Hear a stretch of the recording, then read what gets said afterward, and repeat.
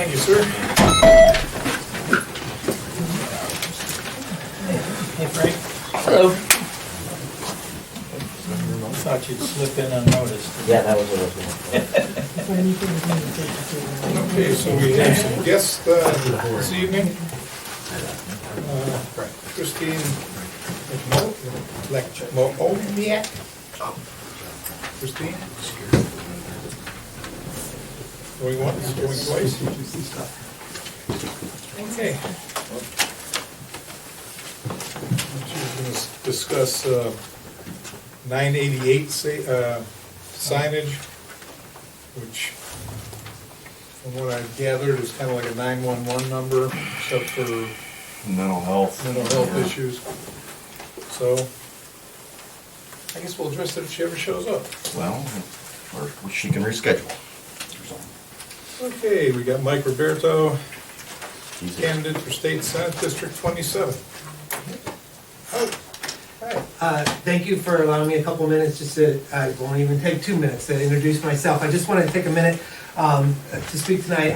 My name's Mike Roberto. I live at 131 Overlook Drive in Kent. I don't know if you need to know that address, but I suspect you might be wondering what's a guy from Kent doing here at your township meeting tonight. And I really am just here to listen and learn more than to speak, but I thought I should probably introduce myself, since you might wonder who the guy in the blue shirt is taking notes. As mentioned, though, I'm Mike Roberto. I'm running for the Ohio State Senate in District 27. District 27 includes all of Portage County and portions of Geauga and Summit County, including right here in Auburn. And so I've recently retired after 34 years of being a teacher, coach, and a school administrator, last 5 as superintendent of the Aurora City Schools. And I'm now running for the State Senate because I want to continue to build on that 34 years of public service. Because, you know, like many of you, I suspect I have concerns about education and a lack of support for our kids that attend public schools down in Columbus, but also concerns about affordability, the lack of affordable housing, high property taxes, the rising cost of food and energy, things that I suspect I share with many of you in that case, and even concerns with people losing access to health care. So I just to be sure that that is the case, that we share some of the same concerns, I'm here tonight to listen and to learn, as I mentioned before, so they have a better understanding of what's going on in Auburn Township. And so when able, I'll be trying to get here to listen and sit here in the corner and just take notes. So after the meeting, I'll be sure to share my contact information with you, should you be interested in keeping lines of communication open with me. And thank you again for allowing me time to introduce myself. Thank you. Thank you.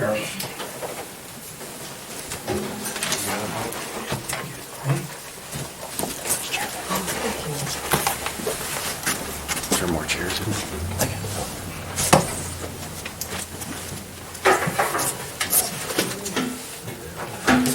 You wouldn't have to be Christine, would you? Yeah, I'm sorry, there was no parking, I was trying to figure out. Oh, sorry, you missed your slot. You're going to have to reschedule and come back another time. No worries. Well, come on, you're on. You can jump in here whenever you're ready. Sure, thank you. Do you want me to come up front, or you just stand here? Yeah, it'd probably be, Okay. make the most sense. Of course, the back would probably work too, but since everybody's looking this way. Well, thank you, and I apologize for being a few minutes late. I'm Christine Lakomiak, and I'm the Executive Director of the Geauga Board of Mental Health and Recovery Services. Just a little bit of background on mental health and recovery services. There's a board in every county in the state of Ohio, and what we're charged with is planning, funding, and evaluating the behavioral health system and agencies in the county. We don't provide direct service. We go into contract with agencies in order to provide those services. Behavioral health, meaning mental health and addiction services. So we have 7 contract agencies, and in addition to the contract agencies, we also provide grants to other organizations or other entities in order to provide services. So for example, some of the things that we provide contracts for would be counseling, case management, psychiatry, inpatient hospitalization, support groups. And what I'm here to talk to you about is 988, and hoping that I will have a partnership with Auburn Township. One of the things recently that the Board of County Commissioners voted to enable our county to have a suicide and overdose fatality review board. And commissioners are granted that opportunity under the ORC, and they have to vote in order to have a suicide fatality and overdose fatality review board in the county. And so they decided to do that, and so we've been meeting. And one of the things that we've discovered in Geauga County is that a lot of the deaths that happen by suicide happen in our township or in our parks. And so one of the identified goal was to see if there was a way that we would be able to partner with the Township Trustees and the Geauga Park Districts regarding 988s and how we could get some signs for individuals to see that there's hope if someone's experiencing, some challenges. So to talk a little bit about 988, Governor DeWine almost 3 years ago implemented the 988 in Ohio. It is a national hotline. So it's all throughout the country, but in Ohio it did start 2 years ago. And so it's a lifeline. They started it really focusing on crisis and focusing solely on if somebody is having thoughts of suicide. However, they've really changed that, and now they call it, Ohio Lifeline. They encourage people to call the 988 if individuals are needing someone to talk to, if they're needing resources, if they need to be linked with services. And it replaces the 1-800 number that was, years ago, there was like a really long telephone number that you would have to remember if you were in crisis. And so that's what they moved this forward, so that it's a 3-digit number that is very easy to remember.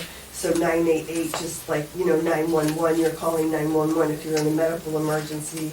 988 would be if you are experiencing any signs of distraught. So what we're hoping is that we would be able to get some of these signs out in the parks, that if someone is feeling or having some mental health struggles or emotional distress, that they can see this number to call. So currently we do have partnership with Munson agreed, Chardon Township, and the Metro Parks. And here are the designs that we created, but what I tell all the individuals is these are just what we've come up with so far, but we're happy to design something different if you don't like it. The signs aren't very expensive. We do have a budget. If we did have one township that offered to pay for the signs, another township didn't have it in their budget. We do have it in our budget. We don't want this to be a barrier if you don't have a budget to, help pay for the signs. So here's, I don't know if you want me to pass them on. Show it on the camera. Just hold them up so the camera can see them. Please, thank you.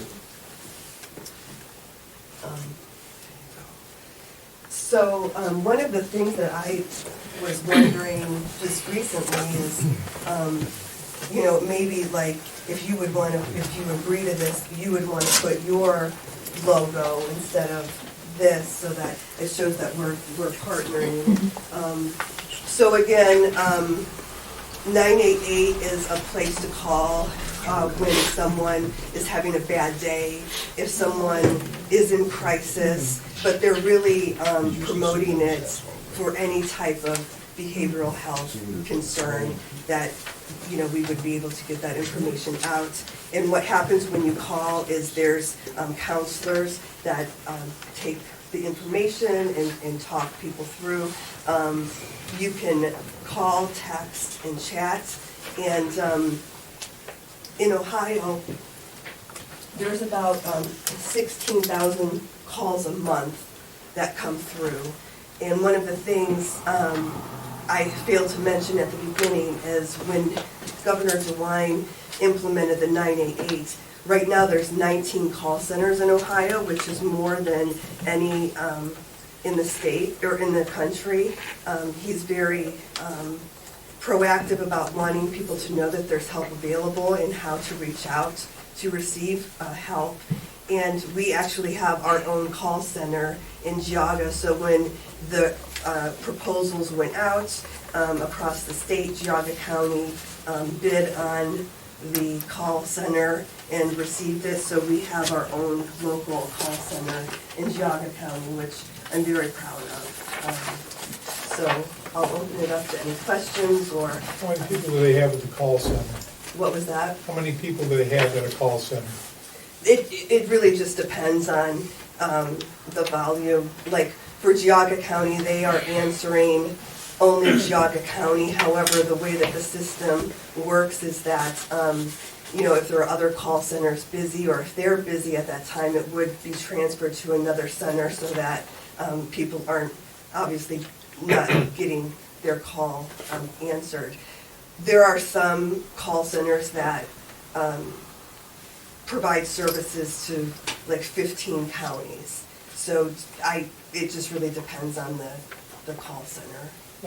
Just seems like, I was kind of curious how it operates, because, you're calling it up and, want to put on hold or tell them to call back in 10 minutes, so that's, Right, so if you call 988, you will get, right away, you will get a prompt that says, you've called 988. If you're a veteran, press 1, because there has been an initiative to ensure that the veterans' calls are being answered by other trained veterans. And then you will be connected to a person very quickly. and what are the costs of the signs, just roughly speaking? So they are $12 each for the 12 by 12 and 15 for the 12 by 18. One of the things that I'd like to bring up, in my last presentation, there was a gentleman in the audience, and I could talk to him all day long, but he said, have you thought about putting the signs in the cemeteries? And I said, no, I hadn't thought of that, because this initiative came out of, that we had identified that there were, deaths happening in the parks. And he had said that, there are so many people in the cemeteries who are just grief-stricken. Not that people are completing suicide in cemeteries, but that they're going to visit the grave, and that people are really distraught. And, if we had the ability to work with cemeteries too, it may be helpful, someone who's kind of going through, that loss of a loved one, that they would know that there's someone to call for help as well. So you primarily looking then, at least right now, at the parks? Mhm. That's the only place?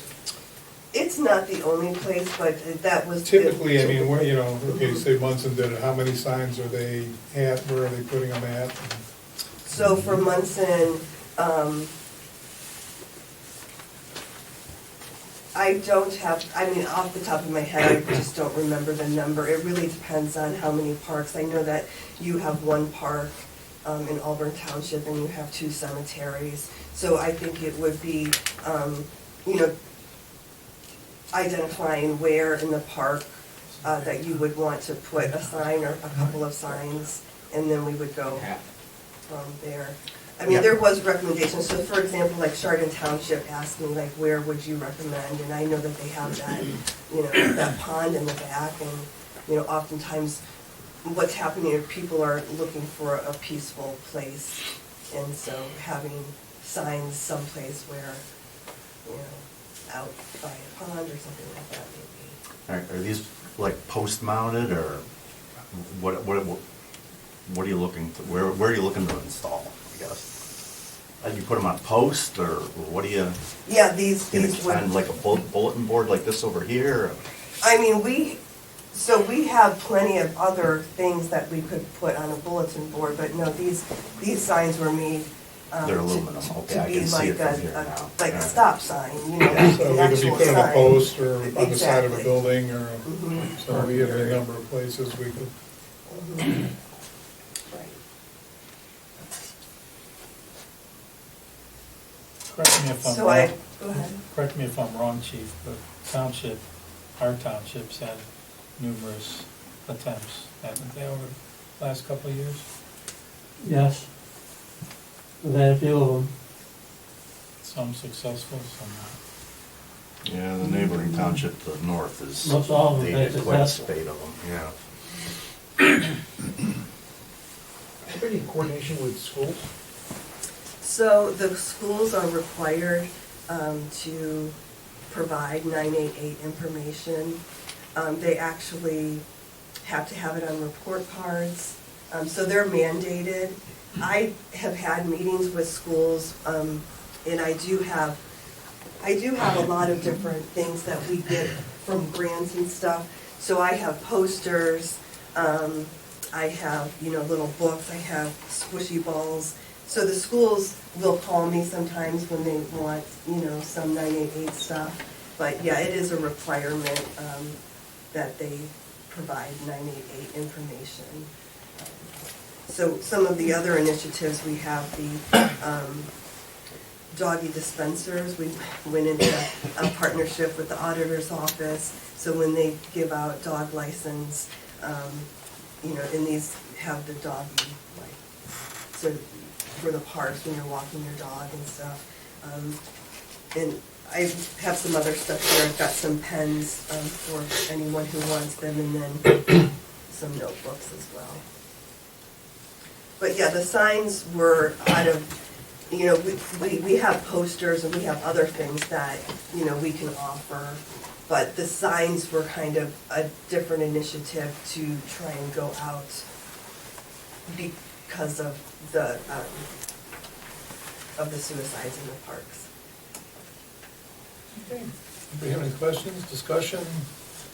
No, I mean, it's unobtrusive unless I suppose somebody's looking for something like that. I'm picturing maybe on the bollards up there at the park, what are those, 8-inch round? They should hold something like that, don't you think? A couple, 3 of them. I think it fits. Yeah.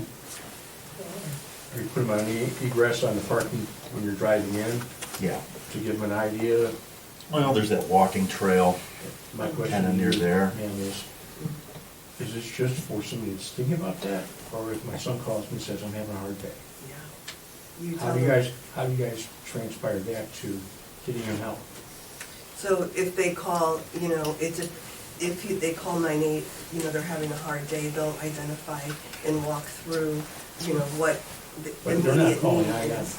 Oh, then For what, somebody else? sure, then they would work with you to provide you local resources to help get someone linked up or walk you through how you might be able to talk to a loved one. I'm not a professional, that's why I'm Right. asking. I mean, if he sees that sign and decides he's gonna do it, and he tells me he's gonna do it, okay, who's stopping what? By the time I'm on the phone with you guys, he might have already committed suicide or told that. Well, in your situation that you're giving to me, that I would call 911. That sounds like if he's saying I'm going, to hurt myself right now, I would call 911, not 988.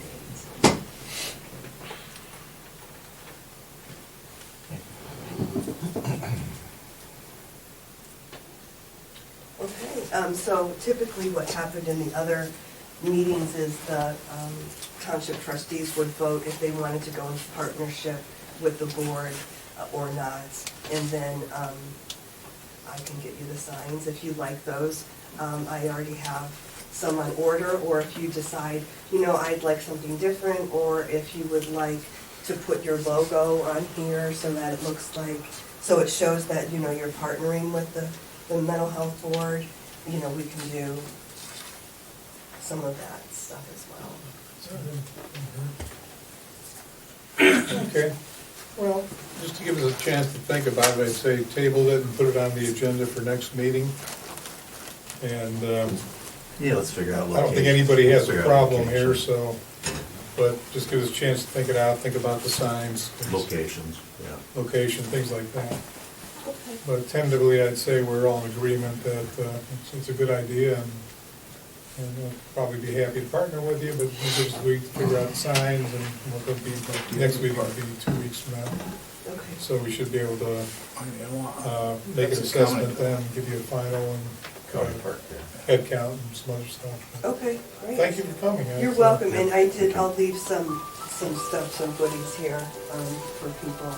And then one last thing, I know that the Township Trustees, they did vote to have me as their representative for the One Ohio funding. So if there's ever any questions that you have, or you want to put me on an agenda to talk about the One Ohio funding, please let me know, and I'd be happy to do that as well. Okay, Thank you. Thank you. thank you. Any questions from the audience? Yes. So you have the cemetery with 4 driveways. How are you thinking about positioning signs? 4 signs for each driveway? Well, right now, I don't think we're talking about we're just talking about the park initially. Which gets a lot more people. So you're gonna buy one sign? Hmm? You're gonna buy one sign? No, we're just No, talking, we we mentioned just that said we're 3 or just 4 gonna signs in the park. determine locations. and- Maybe 6, Mm. once we figure out what the locations are. I mean, you're talking $12 or $15 a piece, it's how many we get is, I don't think it's gonna break the budget. I think Dan could find it somewhere. So, but again, she's going to the parks because the parks are where people are committing I suicide. heard the same thing you heard, so, yeah, I understand that, but I thought we were in cemeteries still. No, Not at this point. we may in the future, but right now I think we're isolating it for the park. I'm misspoken, let me know. Okay, and we have Louis Marion, the GIS Director, Geauga County Auditor's Office, Cemetery Management. Mike, I'm Frank with GIS. You have Sarah and Cy here, and the ladies will give a quick presentation. But really appreciate the board for having us out here tonight. Most of this was at Lorraine's urging, so thank you for that and all the communication. I don't know where I think you originally saw this, maybe with Newberry or Hamden or somebody else we were starting to work with. Yeah, I think you were talking about it. Yeah. Yeah, I don't remember where I first heard about it. But Yeah, so somehow I think you read it in an article somewhere and you reached out, which was excellent. We're really happy to have the opportunity to, potentially work with Auburn. I mean, PJ and I go, I don't know, way back now from my time at the engineer's Yeah, office. we talked about it at the Township Quarterly at the old Burton School. We did, yeah. And then, Mike too, we worked together in the past, and Dan. Riley, I'm not sure I've met you yet, but it's nice to meet you. So in any case, the potential to work with the township is exciting for us. Obviously, you are part of the ADP group, which is cool, so with the cemetery stuff, all the service you get free if you end up going that direction or not. But we had a really good opportunity, I think that day that we got a couple of flurries or whatever. And we were all getting hammered in the snow and whatever, but all of you made the trip to Chardon, right into the midst of it, so appreciate that. So PJ, Dan, and Lorraine, and we had the opportunity to do a quick overview for that group. And there was enough discussion where it sounded like from PJ and Dan's perspective, we should move forward and talk to the whole Board of Trustees and make you aware of the potential for the cemetery application, how this could work for Auburn Township, and then any questions you might have. So I think at this point, as long as we have some ability to connect to some technology, I don't know if you already tried, probably did, yeah. We'd at least like to start going over the overview of kind of what we provide to other townships, ask questions, and see if you're interested from there. So it's kind of a technical overview we'll do, which is what we gave the group over there, and just see if you have any questions on it. So we'll let Cy go with it. She's been the architect of this particular product.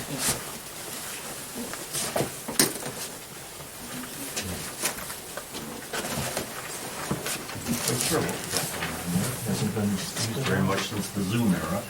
Oh, wow.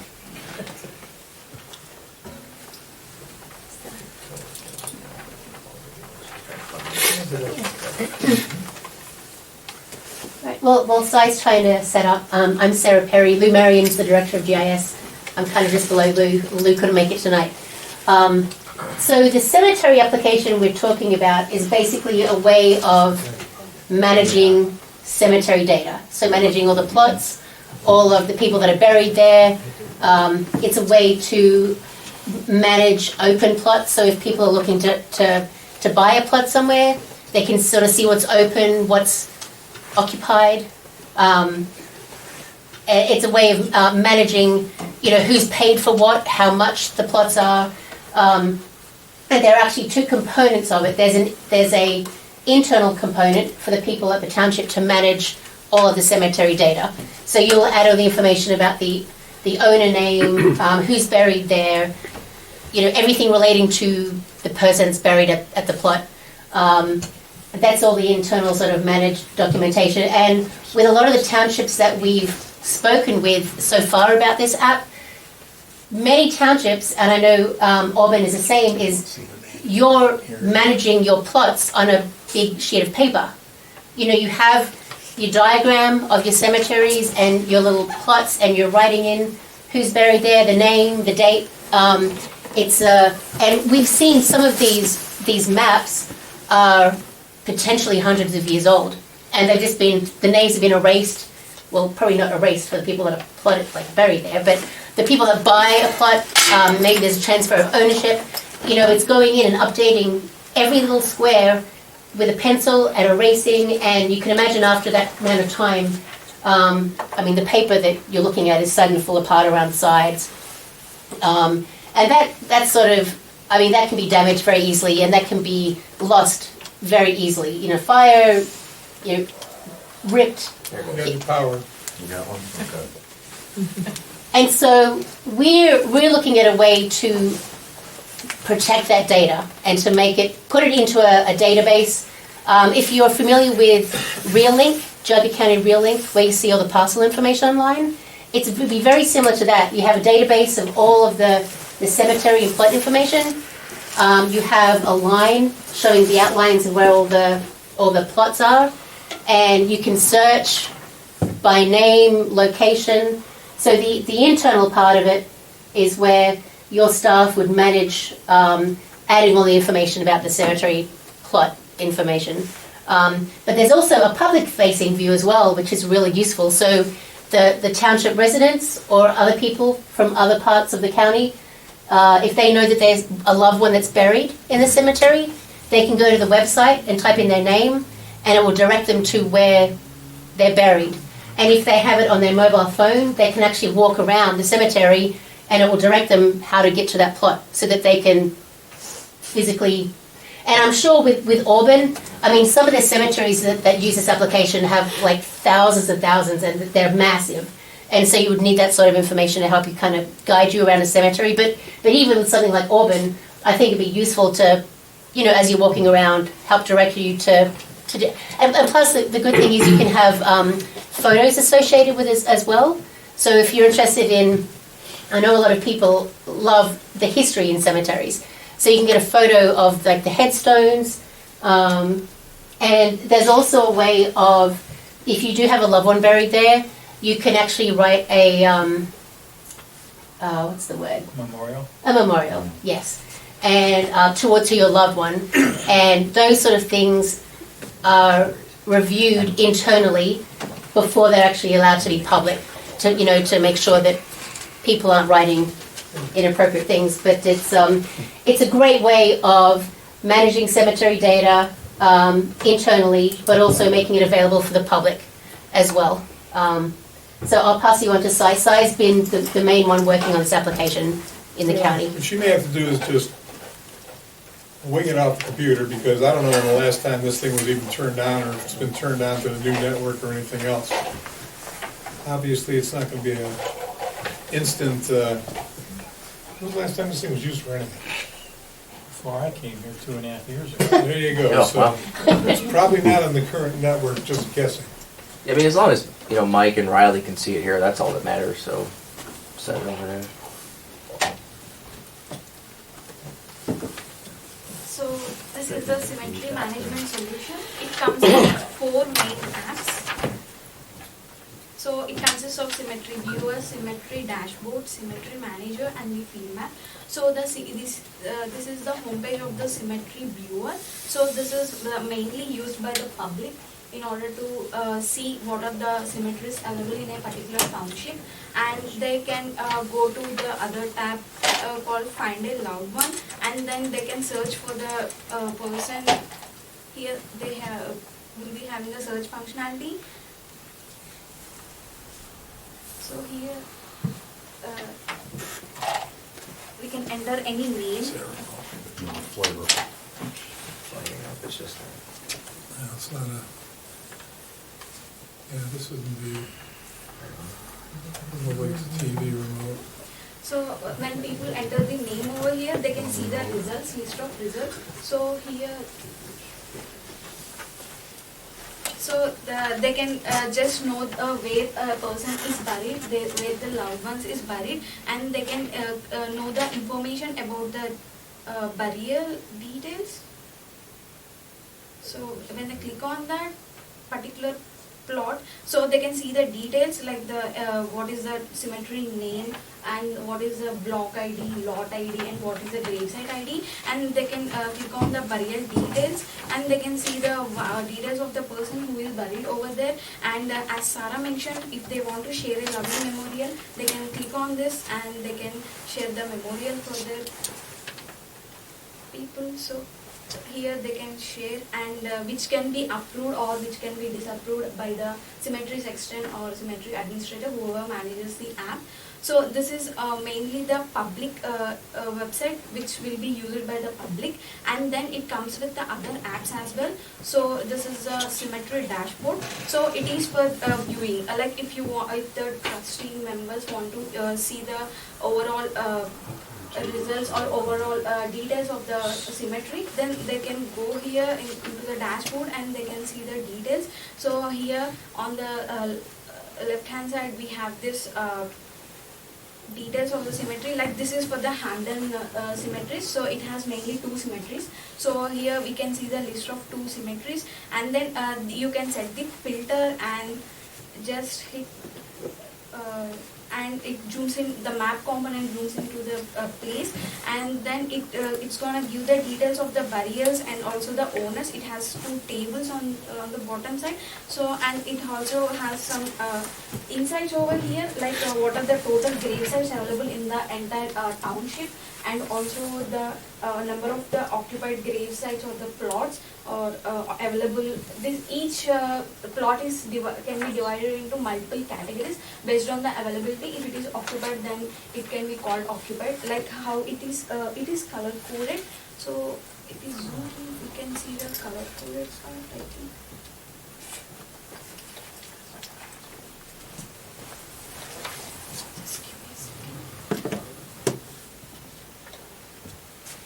So like here it has been color coded like yellow, blue and the white based on the availability. Swing that over to the audience so they can see it also. Oh.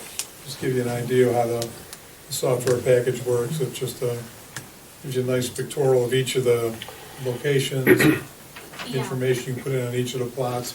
Yeah, like instead of having only on the Excel sheets, here they are gonna have something on the application with the mapping component, so people can see like where someone is buried, like they can know the exact location in the cemetery, so they can simply go and they can go visit the plot. So it even helps in navigating if someone is on the cemetery and if they don't know about their loved ones' gravesite, so they can help use these apps and they can just go to the gravesite they want. So this is the cemetery dashboard. It also has some other things like the cemetery manager, which will be mainly managed by cemetery section or the person who manages the things.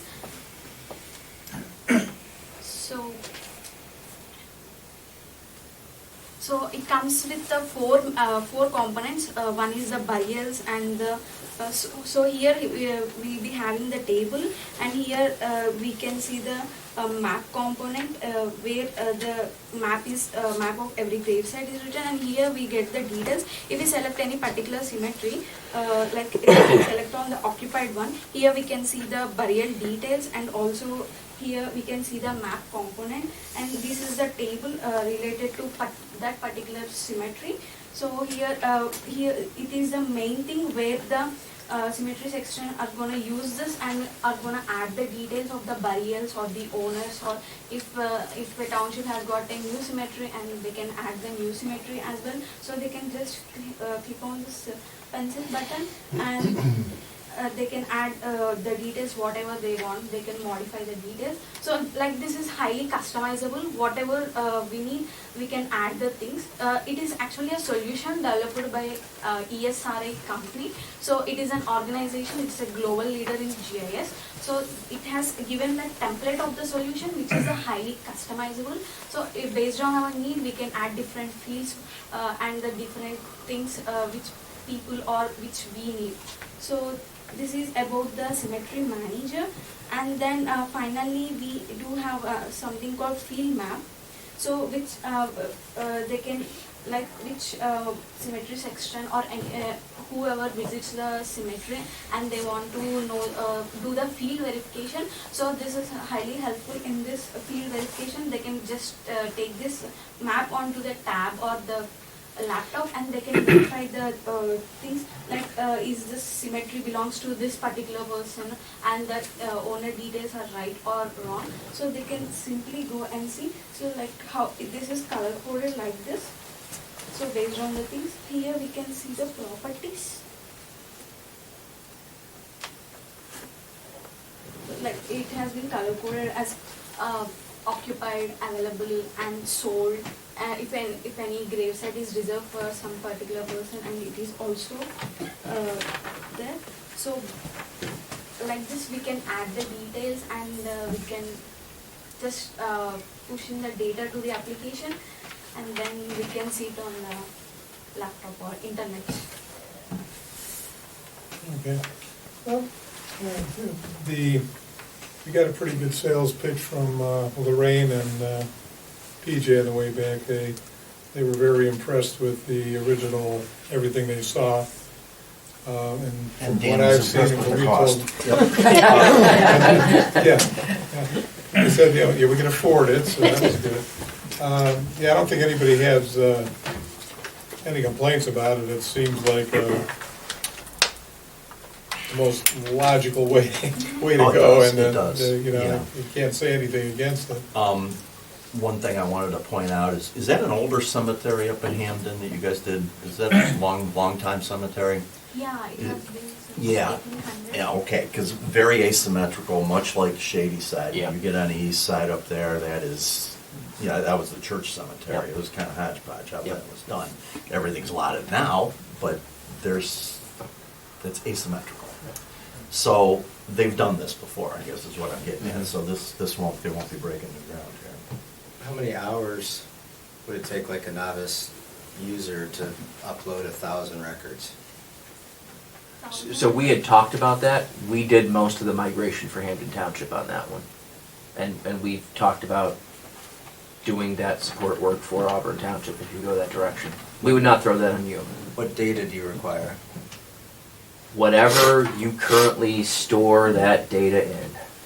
We're manually doing a lot of that work. I mean, we kind of talked about UAN, and if there was a potential for products like that that have some sort of an export feature. I don't know that they do. So most of this has been all the work of Cy, just manually putting that in. So when they give you like a rolled up Mylar drawing, that's kind of hard to input electronically. Yeah, right, yeah. It's over. Yeah, I talked to Mr. Marion up there maybe about a week and a half ago, and he was all over. He was pretty far along with that Crypt Keeper program. Oh, good, okay. That our current sextons are using, and he thinks that's all can be imported. Oh, everything they say. Now that's just the last several years, you Yeah, know. still data. But it's something, yeah. Yeah. The other thing we found in there too, and we found quite a bit of big file of cemetery things. we had a lady in town that was very much into the find a grave thing. I think we're gonna find that most of these graves have been photographed and she has them all digital. Huh. So there's some stuff that might be Huh. helping us along right away. That's neat. And that was after we met with you guys. Wow. Okay. So currently though, it's been a month. And I asked real specifically for any of our data. And then recently today, I came in because you had said that our deed books were in that office there. And Ms. Dozel told me they were across the street, so I ran over there. And then I was told that they were being delivered today. So this is what got delivered, and we just signed a deed that says Book 4, but these are Books 1, 2, and 3. So a month ago, I asked our current sexton, who is month to month, so I think his appointment expired on the 31st. A couple of days ago. But I asked specifically, can we have the username and password to CryptKeeper? And it's been a month and there's been no reply whatsoever. It's my understanding we don't have that. We don't have deed book 4. And he came today and just delivered stuff back to like 2010 or 11. So this might be unrelated, but I personally am still extremely concerned that this gentleman, our prior sexton, was supposed to hand everything over like in July and work to train or do something before my time. And now we're in February and I can't get anyone to reply to my email. So personally, I think there's something real strange going on with the data, and everybody's sending me on a goose chase for nothing. I keep turning up with nothing. So I specifically asked Ms. Dozel if he came in today, because that was the word on the streets, if he could give us a username and password for the last 12 years of his work. Because I'm not sure, I would expect we own that. But it's on his personal laptop at home. He told me that. That's why I asked him to give us this information, because he's month to month. But as for mappings, deeds, I mean, I've been working on this for literally a month and I've got nothing. So, yeah, this stops at 2010-ish. 2016. So, I mean, when he got the job, all the data is missing from when he started. I asked for the Excel spreadsheets that were from like 05 that he inherited. I mean, there's nothing. So, I think that's more important for us to get all of this data that we're supposed to already have, and then figure out what we would upload. I mean, has he made any effort to give you CryptKeeper, username, password? No. You did get that email a month ago, yes or no? Me? Yes, I sent it to everybody. I probably did. Okay. Has he ever indicated to you that he's unwilling to turn this stuff over? Yes. He knows what we're doing here, that we're going to a... I would say he's unwilling to turn the stuff over at this point, because it's been very clear Well, what's been asked for. That's not the He made a indication I'm special getting. trip today and he gave us stuff that's 15 years old. Where's literally the last 15 years? And corresponding in the file cabinet in there, I went through every page that we have in the building, and all of it stops around the same time. I find that very strange that what we have and what he magically brought in today at 3 p.m. after a month pretty much stops at 2011. So I'm still extremely concerned. That's why I emailed everybody asking a month ago, where's our stuff? If he's month to month, actually he's not even appointed, because at the meeting we were going month to month, and the stuff, he's told us, you've known for years that it's at his house, on his personal laptop. Years of data. And this is okay?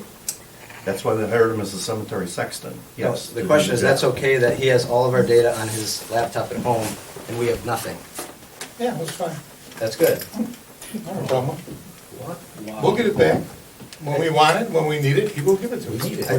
I think we have needed it. No, you need it, we don't need it. We'll get it when we Really? need it. I mean, we're literally sitting here talking about integrating a new system. Right. We don't know anything we And have. we haven't even started this. We just looked at it. We haven't integrated the system. They're not ready to start putting the information in. When they do, we'll get it to them.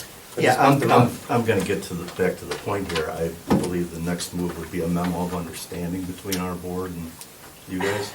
Excuse me. as a taxpayer, I think we ought to just table this, this is ridiculous. I couldn't see the presentation you guys had.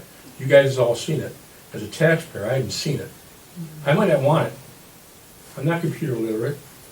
I wanna know the cost per cost per year, just the software. It's free. It's free. That was discussed. What else you wanna know? How long's the contract? Are you signing a contract? No, that's what I just Are asked. you doing upgrades? Would it be a memo of understanding? Now, with the other boards of trustees, we've simply taken a vote of the majority of the board, which obviously, as you're aware, 2 votes does that. I would say when creating a product for this, we typically require a unanimous board decision. So you don't have to have a memo of understanding or memorandum of understanding. I mean, I'm familiar with where you're coming from with that. Basically, you would vote as a board, we would work with the representative you chose, which, Lorraine or somebody like that, and then begin populating that and create accounts for you and then turn it over to you at that point and then just provide support. Again, you're already part of the ADP network, so that's where this flows through from, which you've already signed an agreement with and all that. Yeah, well, I have full confidence, whatever we have, our sexton has that's electronic data is fully available. So,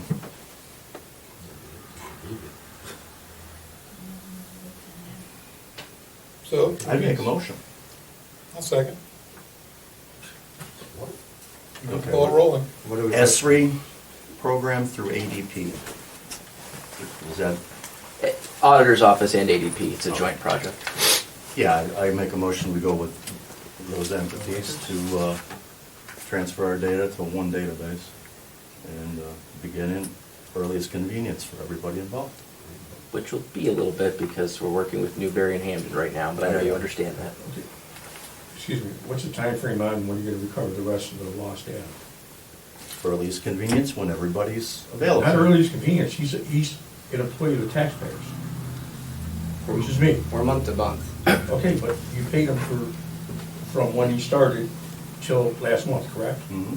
So he's an employee, turns records over. If he's no longer an employee, you have to turn your stuff in when you're done being employed by it. Well, it's also on the agenda tonight too, I believe.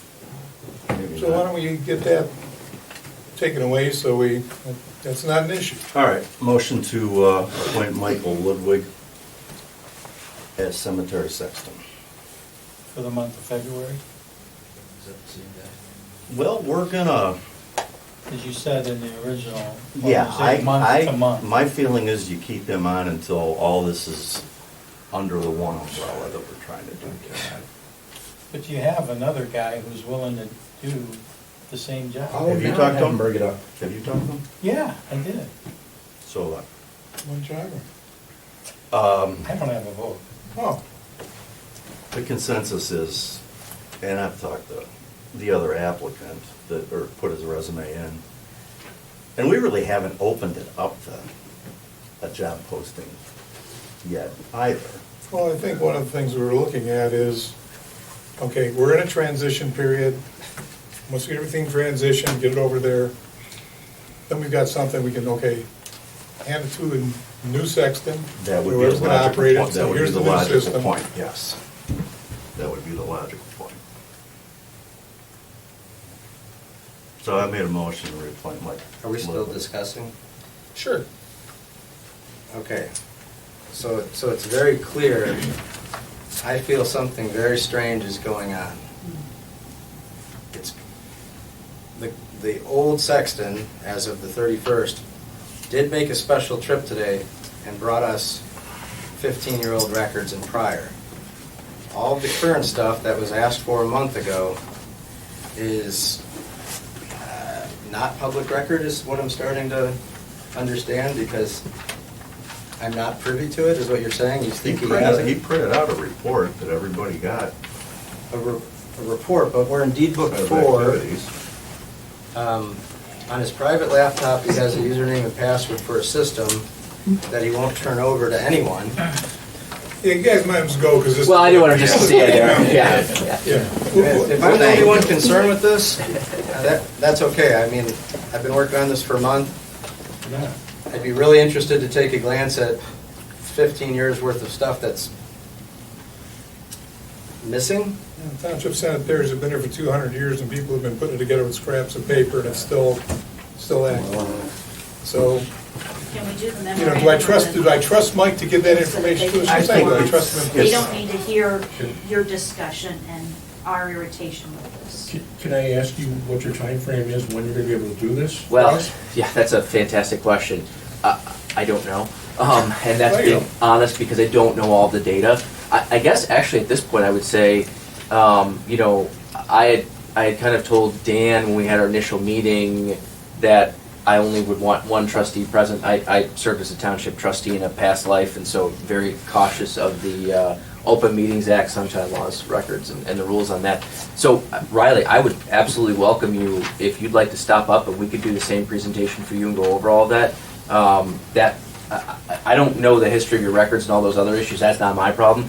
But you know, it's unfortunate that we couldn't actually show the product to you as well as it could be. I'd be happy to bring you up there and show you what we have, because this is not something that we're able to build tomorrow. The goal is to get townships in a queue and then kind of get you set up going forward. So right now, Hamden's our priority. They'll be done here at the end of February. Then we'll be moving in potentially to Newberry, and then potentially another township after that. You're the next one to Hammond, come for call. example, what was the time frame from when it first started to when you complete? But again, not to the day, within I a understand. few months. I understand, Mike. Yep. So the idea of a So we rough. safe to say it's a 6-month project, just a 3-month? 4 months, What do you think? 3 months. okay. From the original time we started talking with Dave to when we went, 3 months. Okay. Again, Well, let's say a 3 to 4 month window, I'll give you an extra month in there. I know you're not holding me to it because all cemeteries are different. Yeah. It depends on the format of the data as well. So if there are Excel spreadsheets, or if that CRIP database that you have, if that can be exported and we can import it in, literally that can be imported in immediately with very little modifying of the data, If it's exportable. if it's Yes, exportable. yes. So it all depends on what you. said he thought it Yeah. looked like it was going to be, so, Yeah. yeah, we talked about that. Yep, and then obviously the drawing part of it and like the actual layout of the cemetery, we'll go ahead and, often, we haven't had digitized versions of the actual plots. So we would draw those in to scale, would scan in the existing drawings that you have, fit them to where they actually are in the vicinity, create all the plots, and then associate those lines and those plots with the data. So yeah, it just depends on what format you have. And Well, I'm eager to get started with it, I am.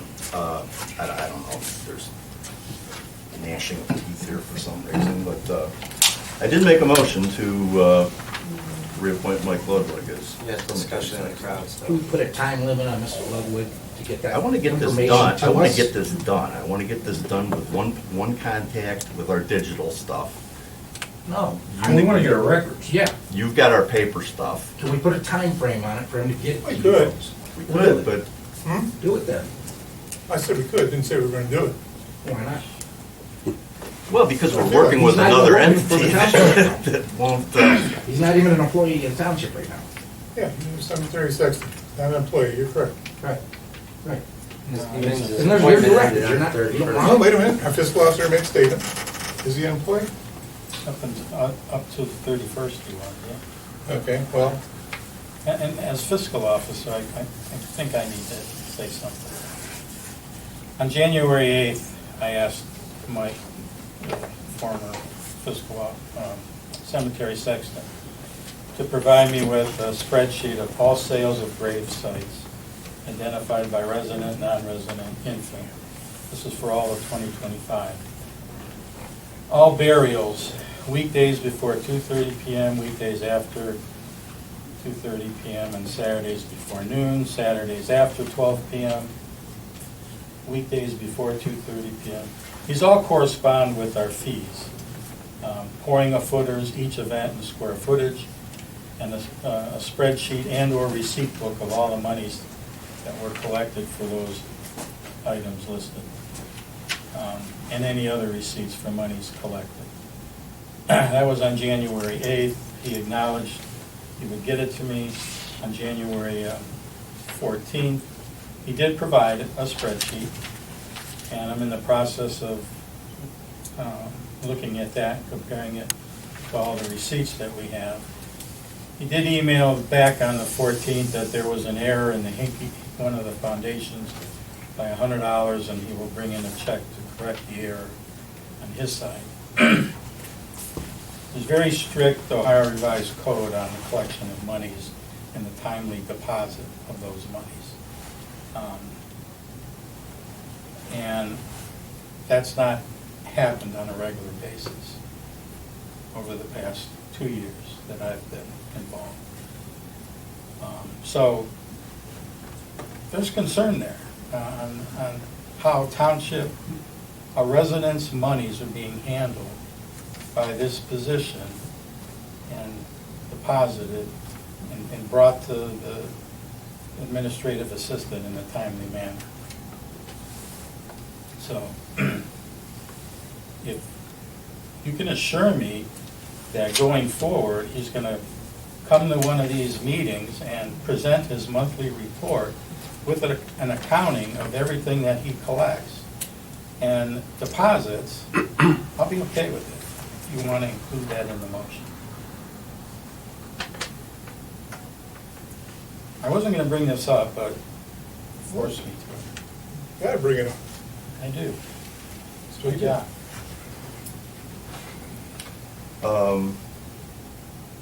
More specifics on that, Dan? I don't want to get in, now we're getting into personnel matters, if I do. Well, And I don't want to air it in open public. you're Do executive session then? no. You're making an accusation without any details. We don't have the data. That's the whole point. Well, no, there was money that went somewhere Which for would be some the data. reason. And how do we know that? Again, these guys don't need to hear our internal stuff. I know. I just got here. I'm okay because I started asking a month ago. I haven't been, I don't know what word to use, but I haven't been held accountable for 10, 15 years on this. This is like, actually one of my first days on the job, I was asking, this is really important. This is a very serious matter. I better email everybody and say, hey, let's just, double check our data here, make sure we have it, take a look at it, get the password, see what we got. And now it's the 2nd of February, and I'm literally more confused than when I started. I mean, why we're going out of our way to insist the data is good, but we have no effort of showing it, or looking at it, or auditing it, or checking it, or anything. I am deeply concerned something is very strange. Such And as what? Where's the data? Why is it a secret? What are you implying? I'm implying that maybe it's not right, it's missing, it's partial, he won't give it back, that's why he was supposed to be done in July, but then we keep carrying him along monthly at this point. I don't know. I mean, I'm a month on the job. I'm concerned that a giant section or chunk of the cemetery data is not available. Because I asked for it, and I haven't seen any of it. I mean, he was in here today, and on email before he showed up, I asked Ms. Dozel, if he comes in, because he was supposed to, and he did, could you please get the username and password for the program? So we could at least see that we've got something, I don't know. Because it corresponds with all the things that he does that we pay him for. And that wasn't done. All right, so one thing we're gonna have to do is, since he, on his own volition, purchased a laptop and purchased the Crypt Keeper program he's been using for years and paid for the annual fee of that program, Well, I'd say, We don't. once he returns everything, we reimburse him what his out-of-pocket costs were. I gotta think that needs to be investigated. We probably owe him for that. Especially if this data is so easily imported, as Mr. Marion said it would be. Whatever you reimburse him for, I'd like to see a receipt for it then. It would be a public record. It would be a public record. It's something we would have to ask our assistant prosecutor about the legalities around such. I mean, you know, we started with a transitionary cemetery sexton. We're gonna transition, once we have something to transition to, a molehill, and now we're turning this into a mountain. And it just seems to be a trend around here. Oh, I think you're turning it into now. Well, I had a cemetery sexton, we did a full interment on Saturday, which of course required snow removal and finding the grave, locating the marker, digging the grave, which by the way our cemetery, Ludwig did. Part of his job? No, if you're gonna do job definitions, no, it's not part of his job, but he's a damn good operator. So that's what he did, because he feels a responsibility to it. He doesn't feel a responsibility to the residents? Well, I just Turn over told the you, information? he's paid for all this. Okay, but there's 15 years of data we're missing. That's ridiculous. So, in my understanding now, you keep talking about the cost, has he mentioned to you that because he feels we owe him money, he's not No, releasing the no, data? absolutely not, absolutely not. Because I have no reply from January 5th. It was very clear, I was asking for very simple things. He's been in the building at least twice, 3 times, because Saturday he was here. And this is what you said we already had and we didn't. So I tried to take it at face value. You said we had this in the building, it actually wasn't here. So he brought it in at 3 p.m. today. It goes to book 3, 2010, 11, 12. We just signed some deeds for book 4. I just want to put eyes on what we've paid for 10, 15 years, all this history, all these burials. I don't understand why it's so difficult to get that information back in our possession. I feel we should always have had it in our possession, and it shouldn't have been on his personal laptop at home, and now I'm sitting here begging for our cemetery data. It's just very strange, this whole thing. I feel like there's more to it. I don't know what to tell you. I'm a month on the job, you got 20 years, where's the data? Tell me where the data is. Mike's got it. Okay, and you don't want him to bring it in? You don't think we should just glance at it? As we reappoint him monthly? It's like not a big deal. I trust him, he's always done it. He's always done a job, cemetery sexton. When's the last time over the 10 or 15 years you've seen it? In his I system? don't need to see it. You do? I don't. We see every deed that goes. We see every deed that goes through here. We were signing them. And then where do they go after we sign them? Well, the deed book. Where's- She has. So we send it back to him to his house. And then one goes with the purchaser. The deed book is not in Auburn. I went today to the Rhodes Building with my own eyes. Mr. Fenstermaker walked me around because I was told several times that there's stuff there. So I went there personally today after I was told that this stuff was there, and then it appeared at 3 o'clock, but it's incomplete. So the deeds we just signed, we're going to send back to his personal residence. And that's Unless you want to normal. hold him captive. No, I think we should hold them in the building. I think having official records in the building is a good thing, not having them here and sending them back to his private residence. I think there's a lot at stake here. I mean, it's a serious matter. It's cemeteries and it's like over a decade of data. And I asked for it, which I think is a fair request. Just, hey, what do we have? What's the password? You're month to month. You actually quit in July of 25, and we don't have it. And there's no real good reason why we don't have it. And I'm really concerned why you're making light of it.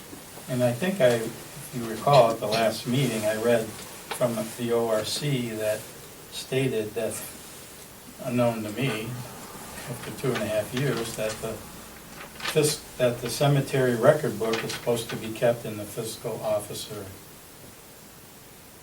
office.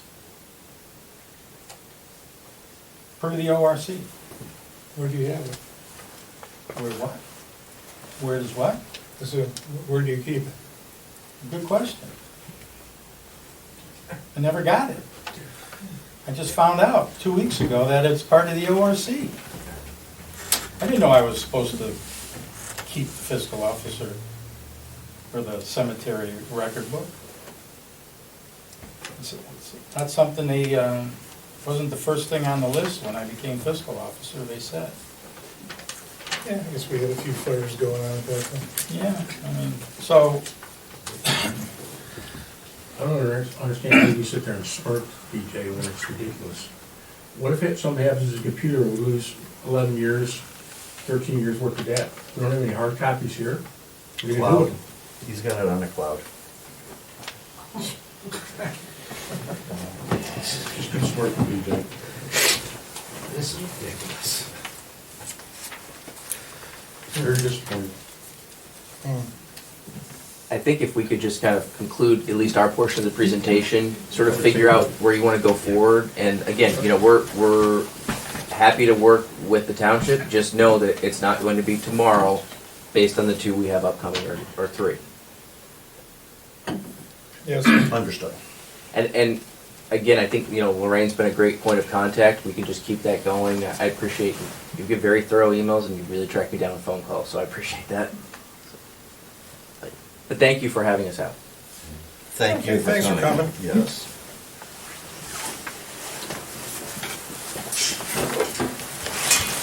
One of you guys have the SUV. Yes, I know. No, I was in the, Oh, I felt bad. I couldn't find a spot. no, I was in the same I boat. didn't want to be that guy, but I was that guy. Thank you. Over here? Thank you. Wait. They're safe. Thank you. Oh, I didn't realize you had another person. I do. Oh. Yeah. personally, I trust Mr. Logwood, so I make a motion on the table. I made a motion. Well back. PJ? Yeah, did we get a I second on second. that? Is it monthly or is it just continuous the now? motion again? Because Dan added something. I'd say, I don't want to do this monthly, that's ridiculous. No, this is ridiculous. Okay, let's look at a 3-month window. And at that point in time,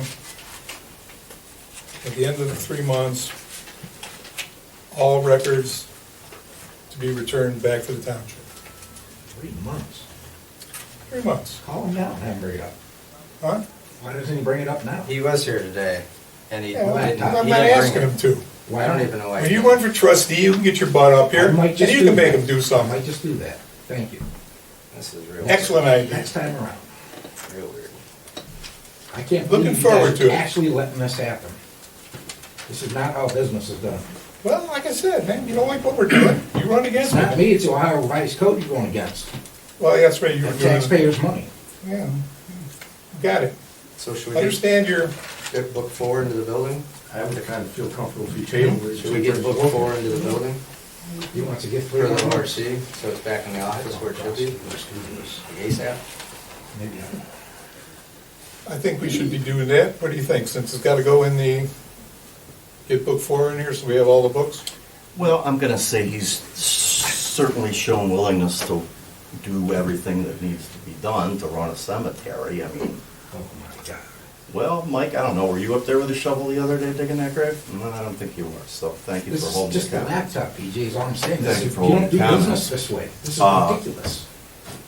Yeah, if, you know, as we recently discovered, if cemetery records of such are to be kept in the fiscal officer's Well, possession, then yes. I'll tell him, yes, we will let Mike know that we have to get that back. Yeah. Per ORC, it's got to So- go in there, and I'm sure he will.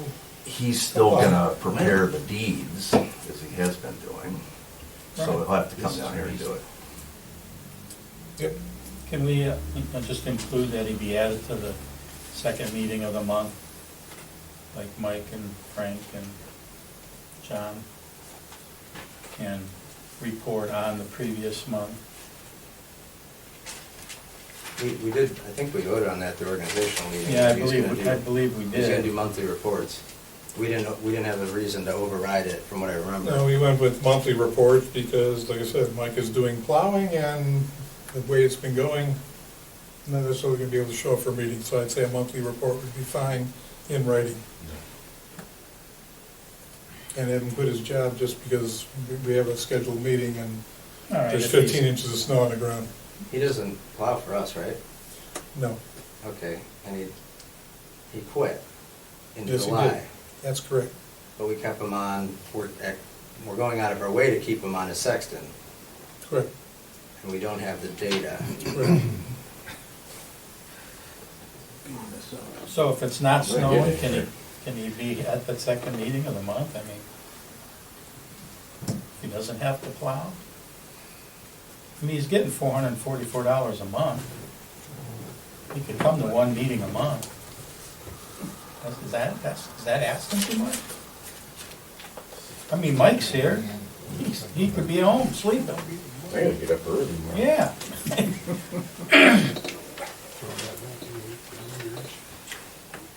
No, I'm gonna ask for the paper reports, monthly. Okay. So we got a motion. PJ? Can you read the motion with your attachment? Yeah, that would probably not that motion back before we vote.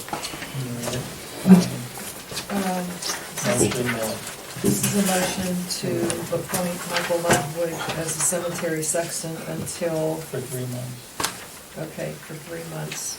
So that would be till April 30th or whatever. Well, it'd be, May. and that's May, yeah. Just appoint him until April 30th, Okay. and do the normal time. And submit a monthly report. Okay.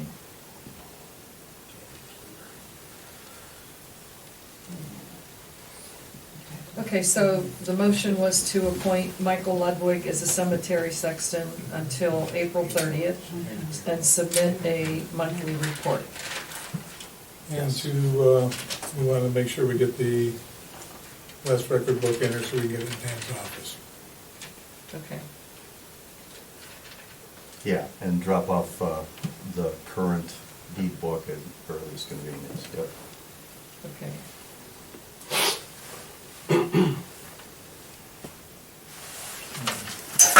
A second? PJ? Yes. Riley? No. Michael? Yes. Okay.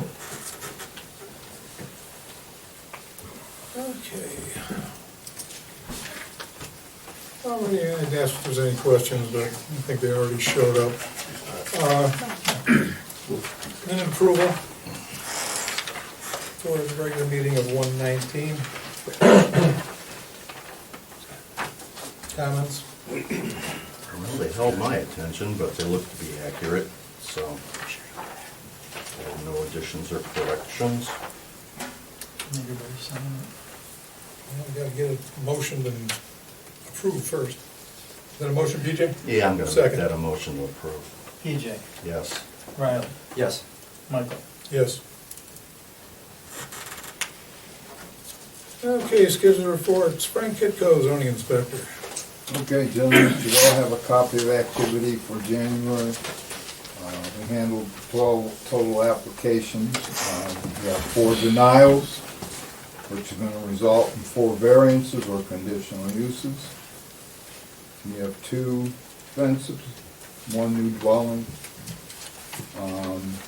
So that's all I have on that. I did meet with the attorneys.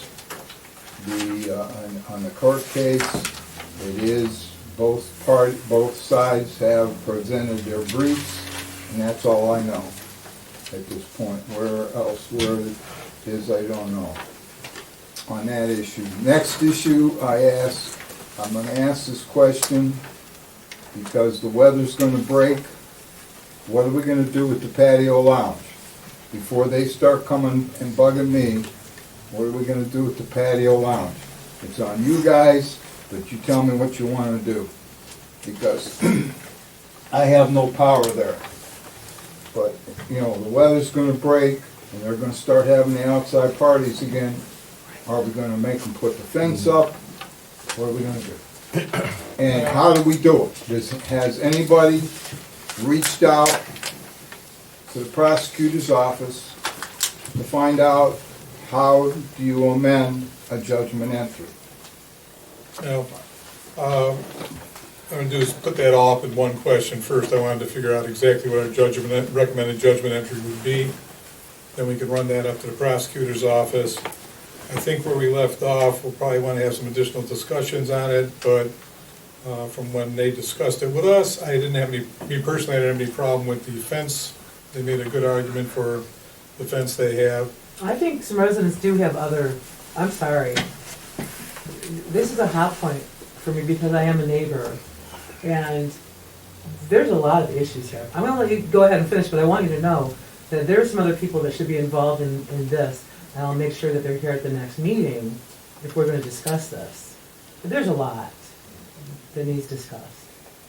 I'm just saying, we're not okay with it. We're not okay with the fence. We're not okay with the rolled top door they have in the back. Plus, I know doors were an issue. There are several other doors back there. They have other exits. There's a lot. So please don't think that the residents, just because you're not hearing anybody, it does matter. They just don't know when to be here. That's all. Oh, well. We'll have to, we'll set up another meeting. Well, that's what I'm asking, because, you know, my phone's gonna start ringing here, and I don't know what to tell them, you know, what's gonna transpire on that, so let's do that.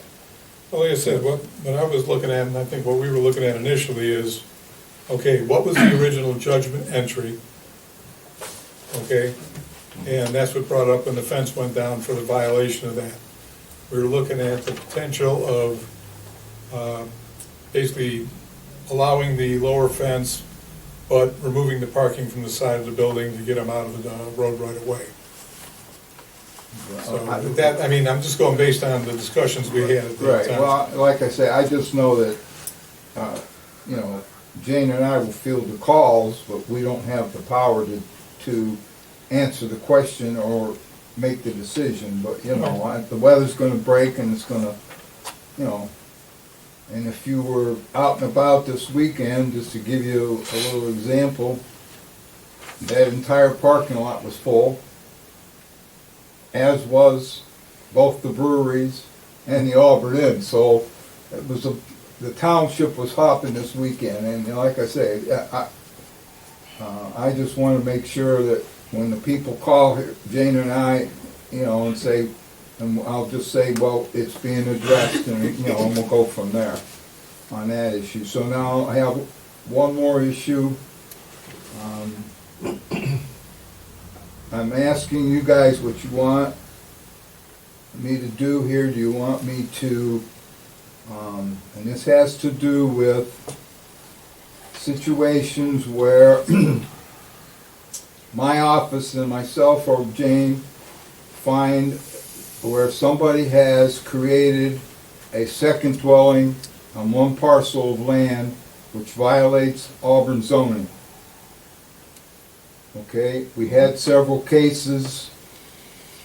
The people said, you know, they pleaded their case, the Board of Appeals denied them, and now I have no way of verifying that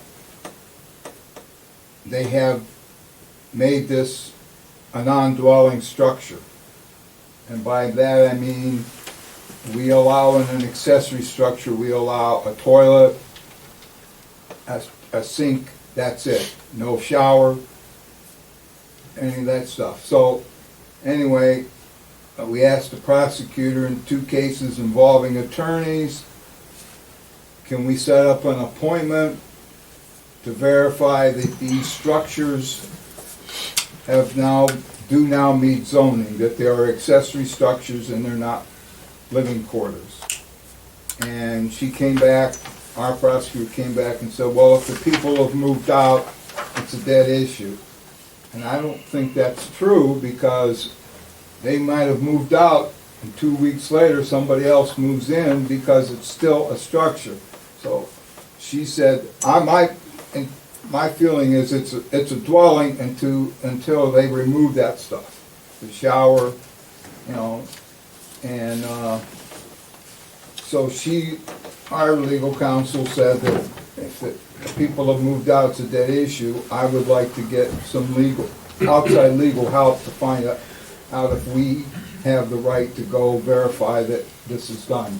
That I can make you, Michael or PJ, remove this stuff so it's not a dwelling anymore. Otherwise, it's just gonna, we might as well just allow 2 dwellings on 1 parcel of land and be done with it. So the prosecutor's office declined any Well, enforcement efforts, Yeah, really? she feels that if the people have moved out, that the issue's over, and my issue is it's still a dwelling, it's still a livable structure, and I'm telling you right now, we have safe estimate, probably 20 in the township now that I cannot verify for sure that they're not still being lived in. And remember, I don't have the right to go on your property. Only if you apply for a permit do I have the right. But if you build an accessory structure, whether it's agriculture or however you did it, and I inspected it initially, I don't have the right to go back a year later that you've now converted this structure into a dwelling. We got one right now, we just found it this past weekend. A guy built this beautiful barn, claimed agriculture. He's advertising on Facebook. Come to this event center for weddings, graduation parties, and whatnot. Now, first of all, it's not permitted in a residential district, and secondly, it's an agriculture structure, which means there were no inspections made. None. 0. The building department will not inspect them. So are we opening the township up? If this happens and somebody dies because something structurally goes wrong, are we, the township, liable for what happens? So I would just like to, you guys can think about it and tell me. I can, get a hold of Bridie or some outside attorney and have them look at it and see what they feel. Like I said, if we were talking a specific instance we're looking at, but if you took 20 different structures, Yeah. Well, he mentioned one case in particular, correct? And She wrote- prosecutor's office sent us a letter or an Right, email she or sent- something. she's- Yeah, I read it, I've seen it. Well, what transpired was, the attorneys dealt with it, and their attorney told our attorney that the people have moved out, and they didn't feel that I should be able to go there. And she said, and she came back and told me the people who moved out, it's a dead issue, and if you want to pursue it beyond that, you have to seek outside counsel. Yeah. So. I have a question. We don't have a building inspector, we have a zoning inspector, correct? Correct. Okay, so you asked about the liability aspect. The county, my understanding, the county does the building inspections. Yes. So unless we adopted our own building inspection department here, we defer building inspections to the county. Correct. But if it's an agriculture building, there are no inspections. None. and they won't even do an inspection on an agricultural building. The only thing they will do is if you run electrical to it, they will inspect the electrical at the outside wall of the building. And that's it. If we don't have a building inspector and the county doesn't inspect them, how does that make us liable since we don't have a building inspector?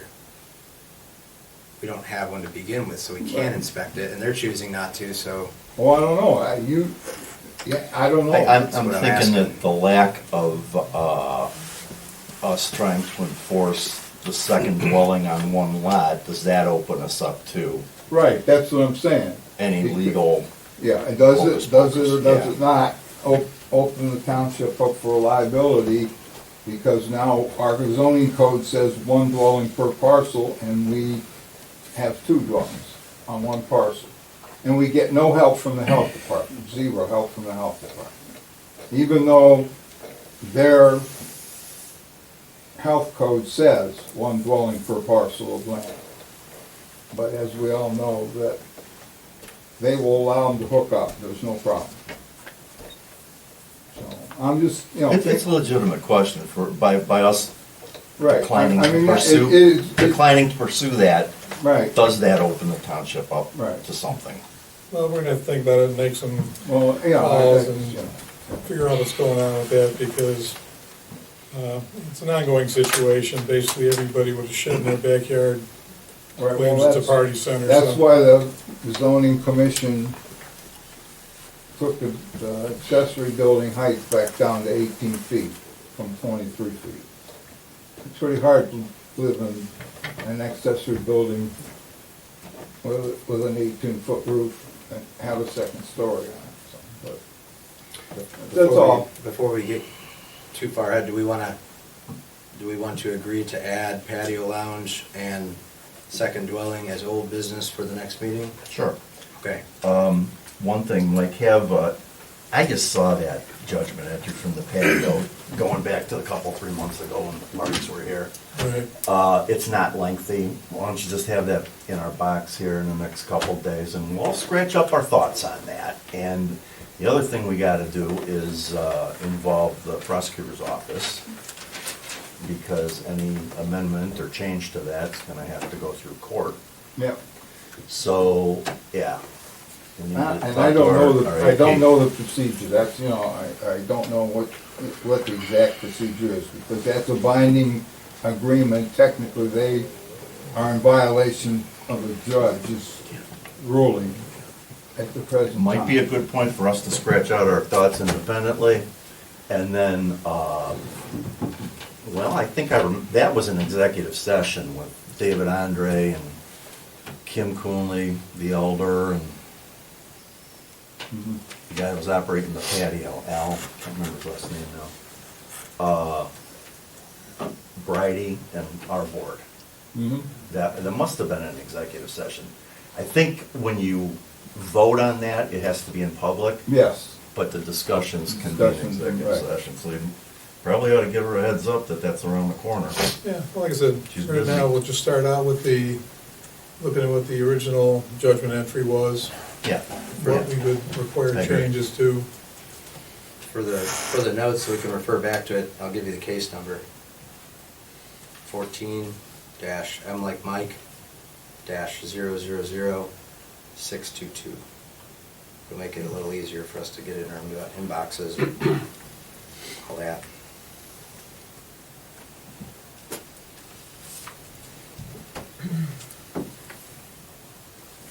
Hey, Frank, do you want to, while we got you on the horn, you want to take care of, we got the fees? Sure. Fee schedule?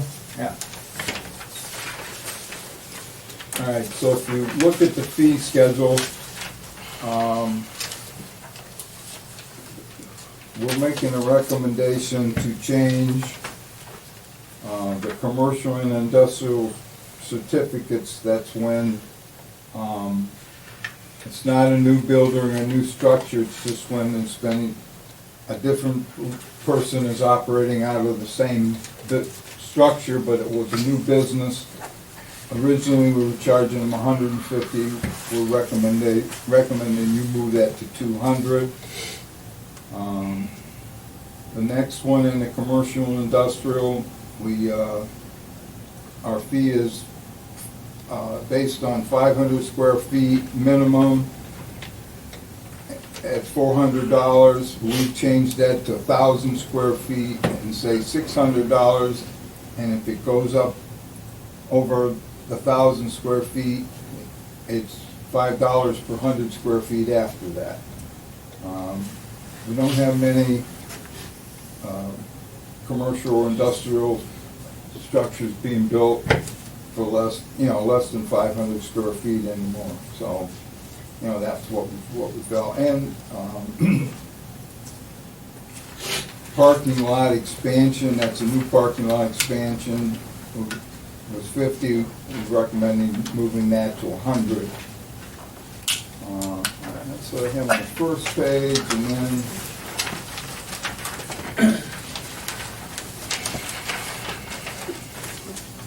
Are you going into like variance fees after that? yeah, I'm going right now.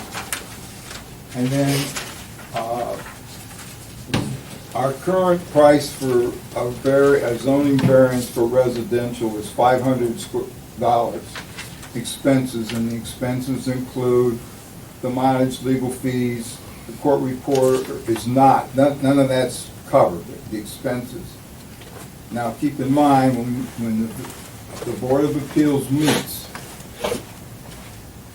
okay, the cost for that Board of Appeals meeting, if there's 8 members there, is $480, okay? Plus 125, give or take a little bit for the legal fees, and if the secretary's time to process everything, prepare the minutes, and finding of facts after, she can do it in 10 hours, that's at $29 an hour, that brings that total to over $895.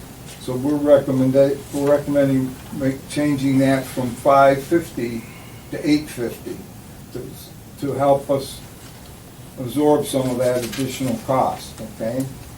Now, we did ask the prosecutor's office if we could do variances, residential and commercial, separate. Several townships are doing it, and her response back to us was, if the board wants to do that, you have to send her a request and she will look at it and come back with it. So she didn't answer one way or the other, but she said you would have to have good reason for it, you know what I mean? So, here again, variances, I would recommend we change them at least both to $850, if not more, okay? All right.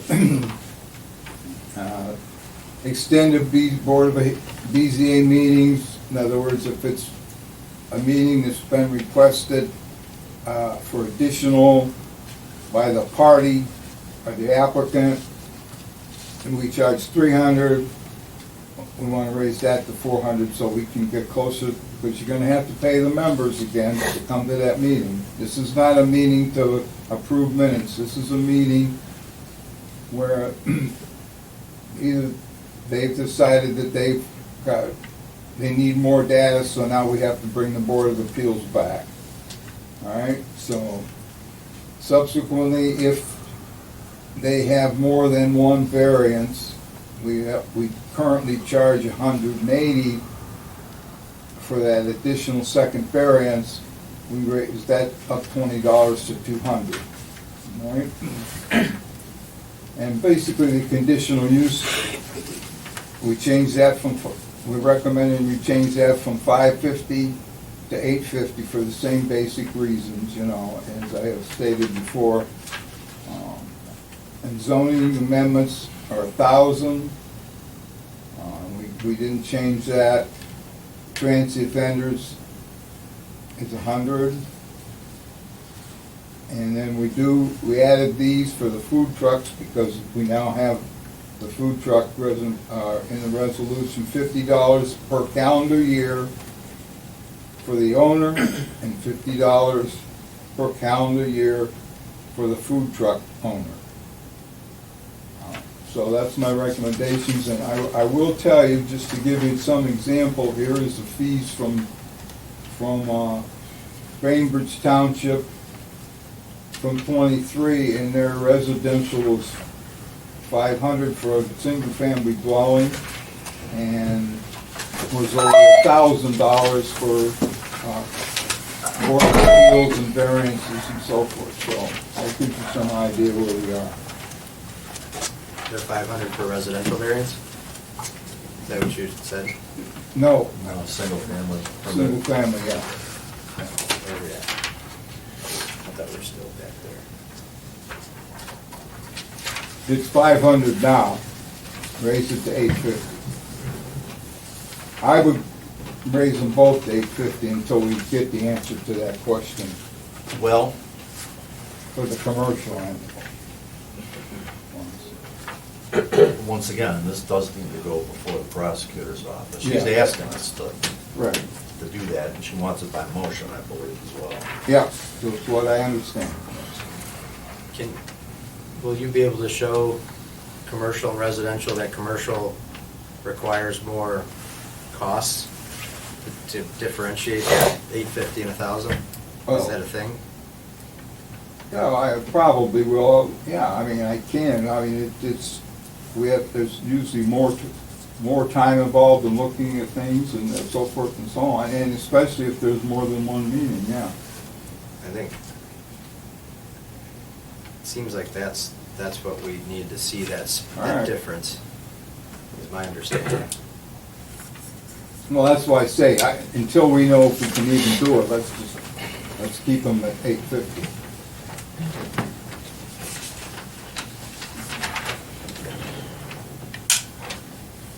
And I'm not recommending any changes in most of the fee schedule. The residential zoning certificates, we're not making any changes, recommended changes there.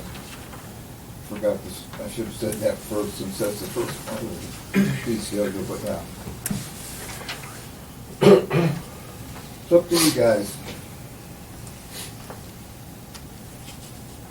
The easiest way to save residents money that a lot of townships are doing, and I can email you some examples.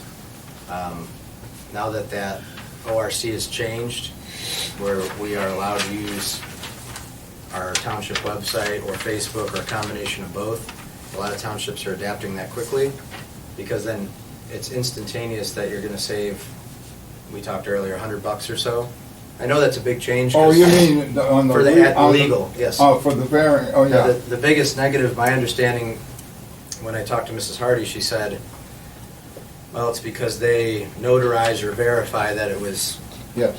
Okay, so on Facebook or our website, we can verify that it's available to the public.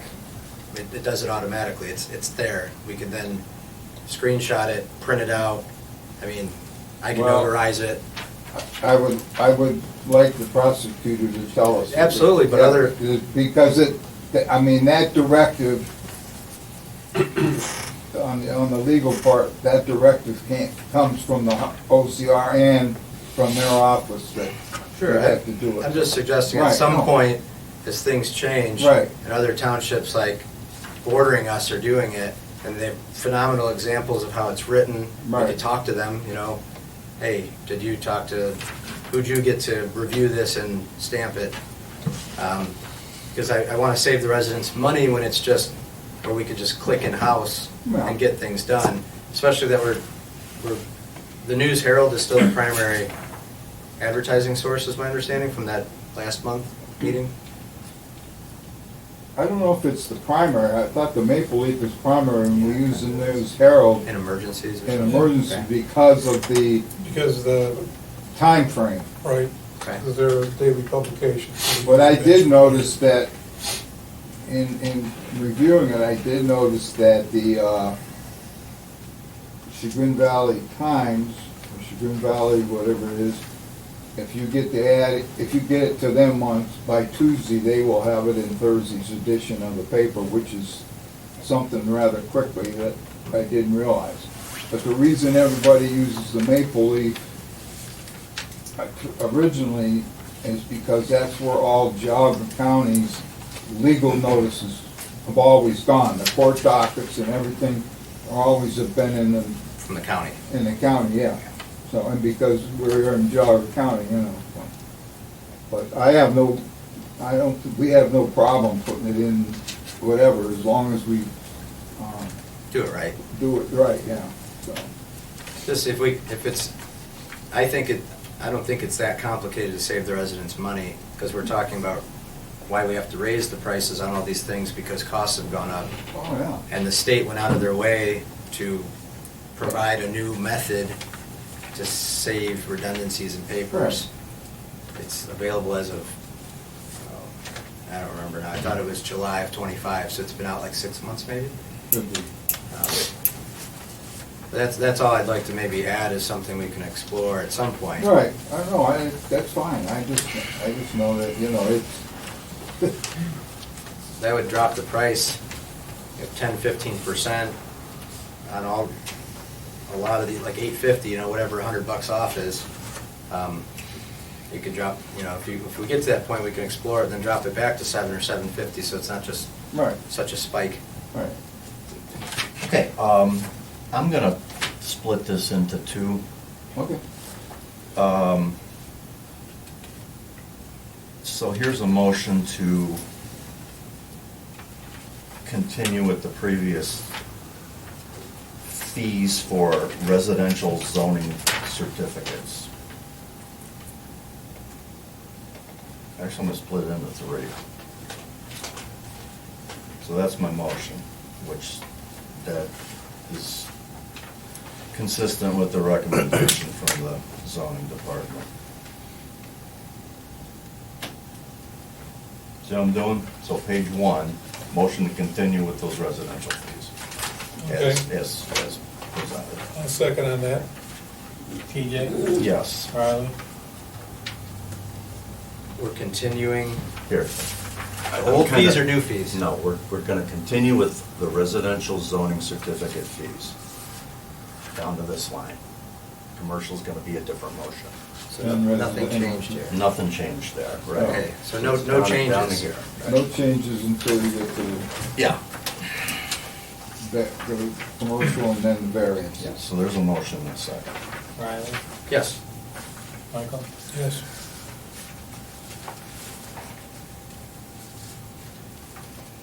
Okay, and here's a motion to adjust the commercial and industrial certificate fees as to the recommendations of the zoning department. Okay, second? Discussion? No. We're not on page 2? No, we're doing these, Riley, right here. We're doing, This isn't commercial. no, these are Commercial hearing and fees. industrial certificates. These are hearing. This is miscellaneous. It's page 3, Yeah. okay. For page 1, 2, 3. Okay, so just adjusting commercial and industrial. Yes. Did you say? Yes. TJ? Yes. Riley? Yes. Michael? Yes. Okay, so on to variance fees. Riley, you make some good points, and we're gonna have to involve the prosecutor's office on this anyhow. I absolutely see the difference between somebody building a new garage and there's a 5-foot discrepancy on the setback from the rear lot line or the side lot line, and the service station proposal we got down here at 44, and various other ones we've had down there too.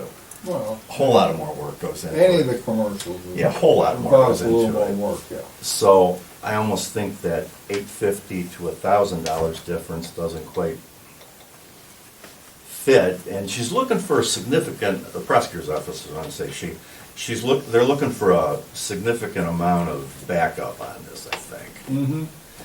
So you had the statement about maybe you could knock some cost off by using different means of advertising. So you can include that in this too.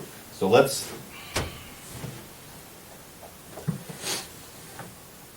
we're operating at a loss now You are. on all of them. At this present time, anytime the Board of Appeals meets, you're operating at a loss. $300 for residential.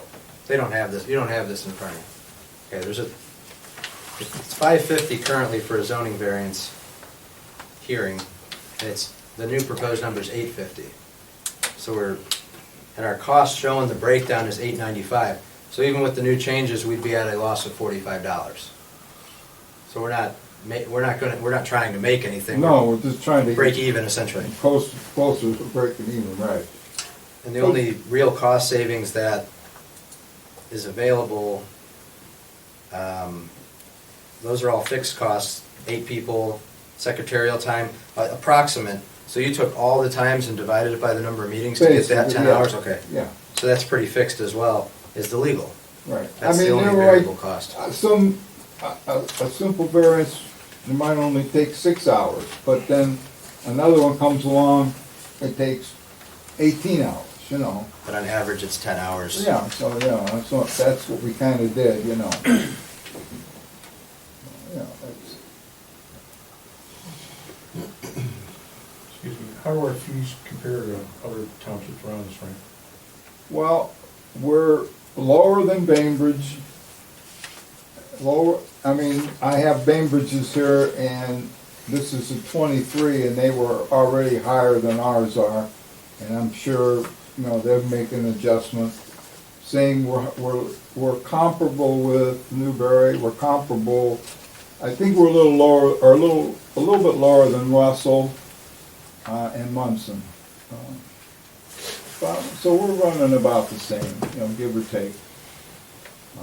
Some of them, we reached out and they didn't get back to us as quickly as we wanted them to. And when we looked, so. Why wouldn't we bump that to 900 just to recoup all of our money and stay where we're at, so you're not losing money? Well, it's tough to do that because, like I said, one variance, the secretary might, you know, not use 9 hours of time or 10 hours of time, or one member may not show up. So you don't have to pay that member the $60. But if they all show up, this is the, you know, other than the secretary's time, if everybody shows up, it's gonna cost you $480. I think it's $480 to pay the 7 members. Yeah, it's like anything else we do, it's, whether we're plowing the roads or whatever, yeah, there's Right. gonna be some out of But sometimes, you know, costs. a member If we lose doesn't something, show or it's- something, yeah. zoning's never been a profit center. No.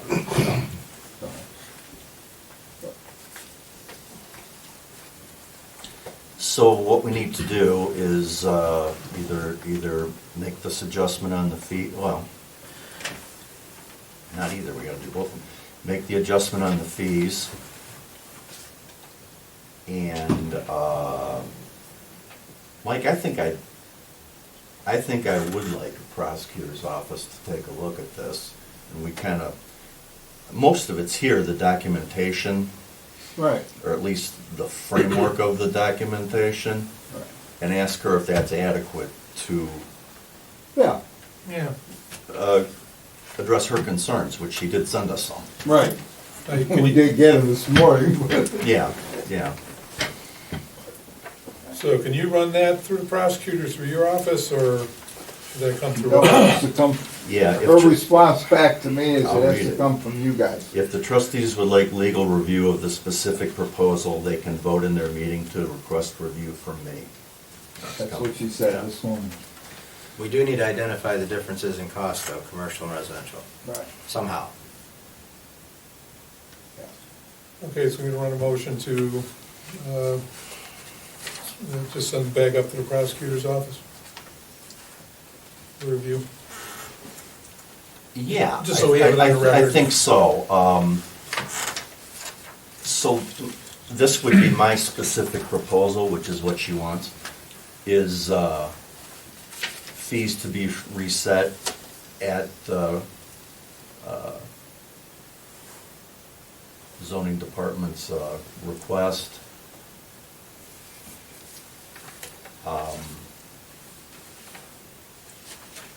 Yeah, we'll everything that's highlighted there are the reasons for the difference in the costs and raising of it. Right. So it's mostly the frameworks there. Right. And Riley, I think that in that same letter should be your, The new RCU?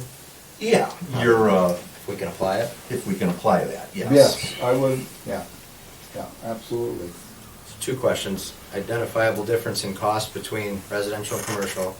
So we have to get that first, though. Yeah. I'll have to. get Separate her- all the commercials and take an average and see if the cost is higher. Right.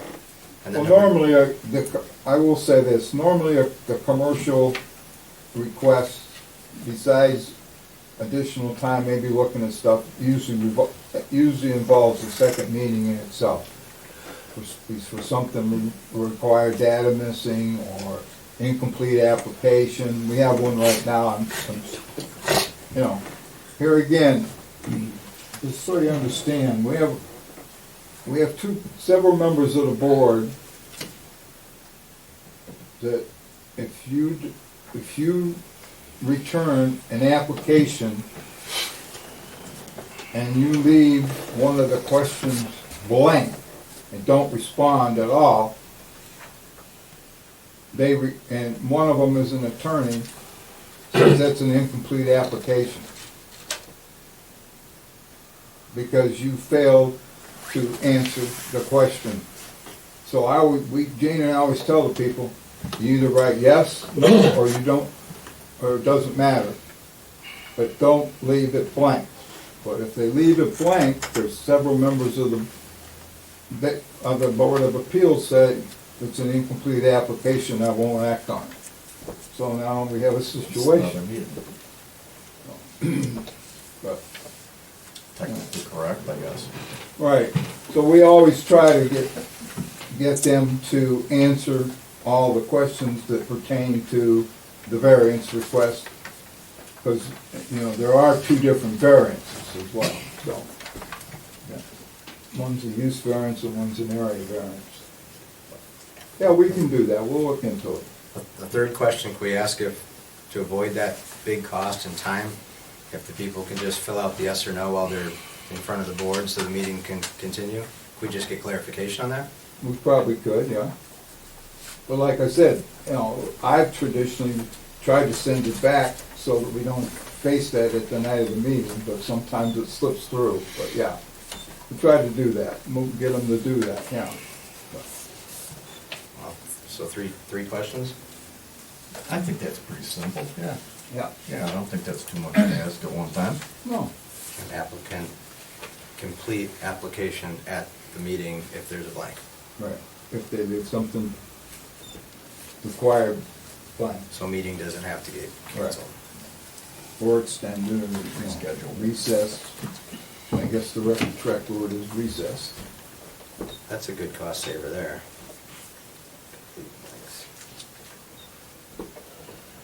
Okay. Okay, I think I made the motion, and I think mine was pretty simple from here, and the two add-ons there. Okay, well, why don't we'll do them separate, okay, so I second PJ's motion.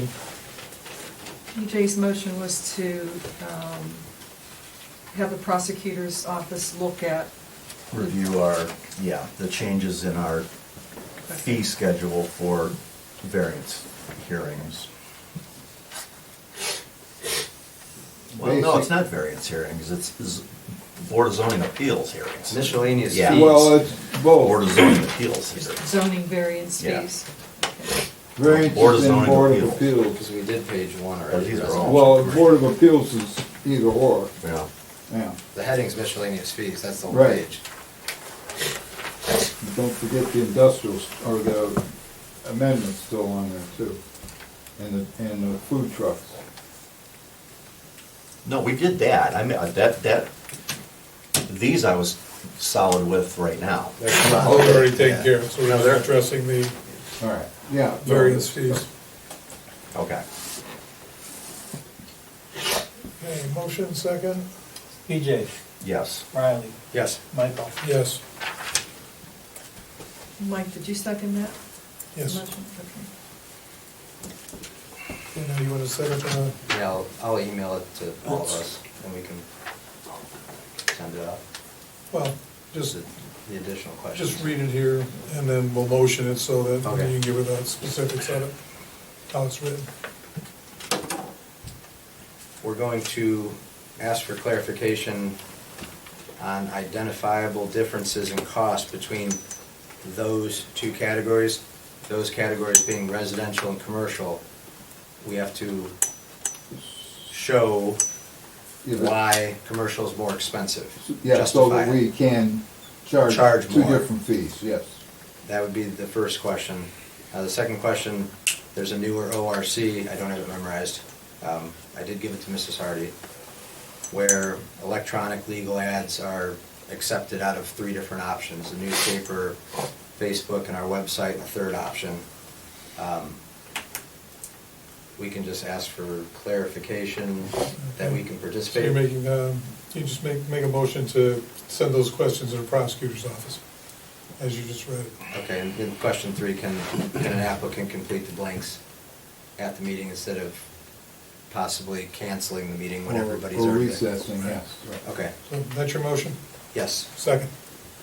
PJ, Yes. Riley, Yes. Michael. Yes.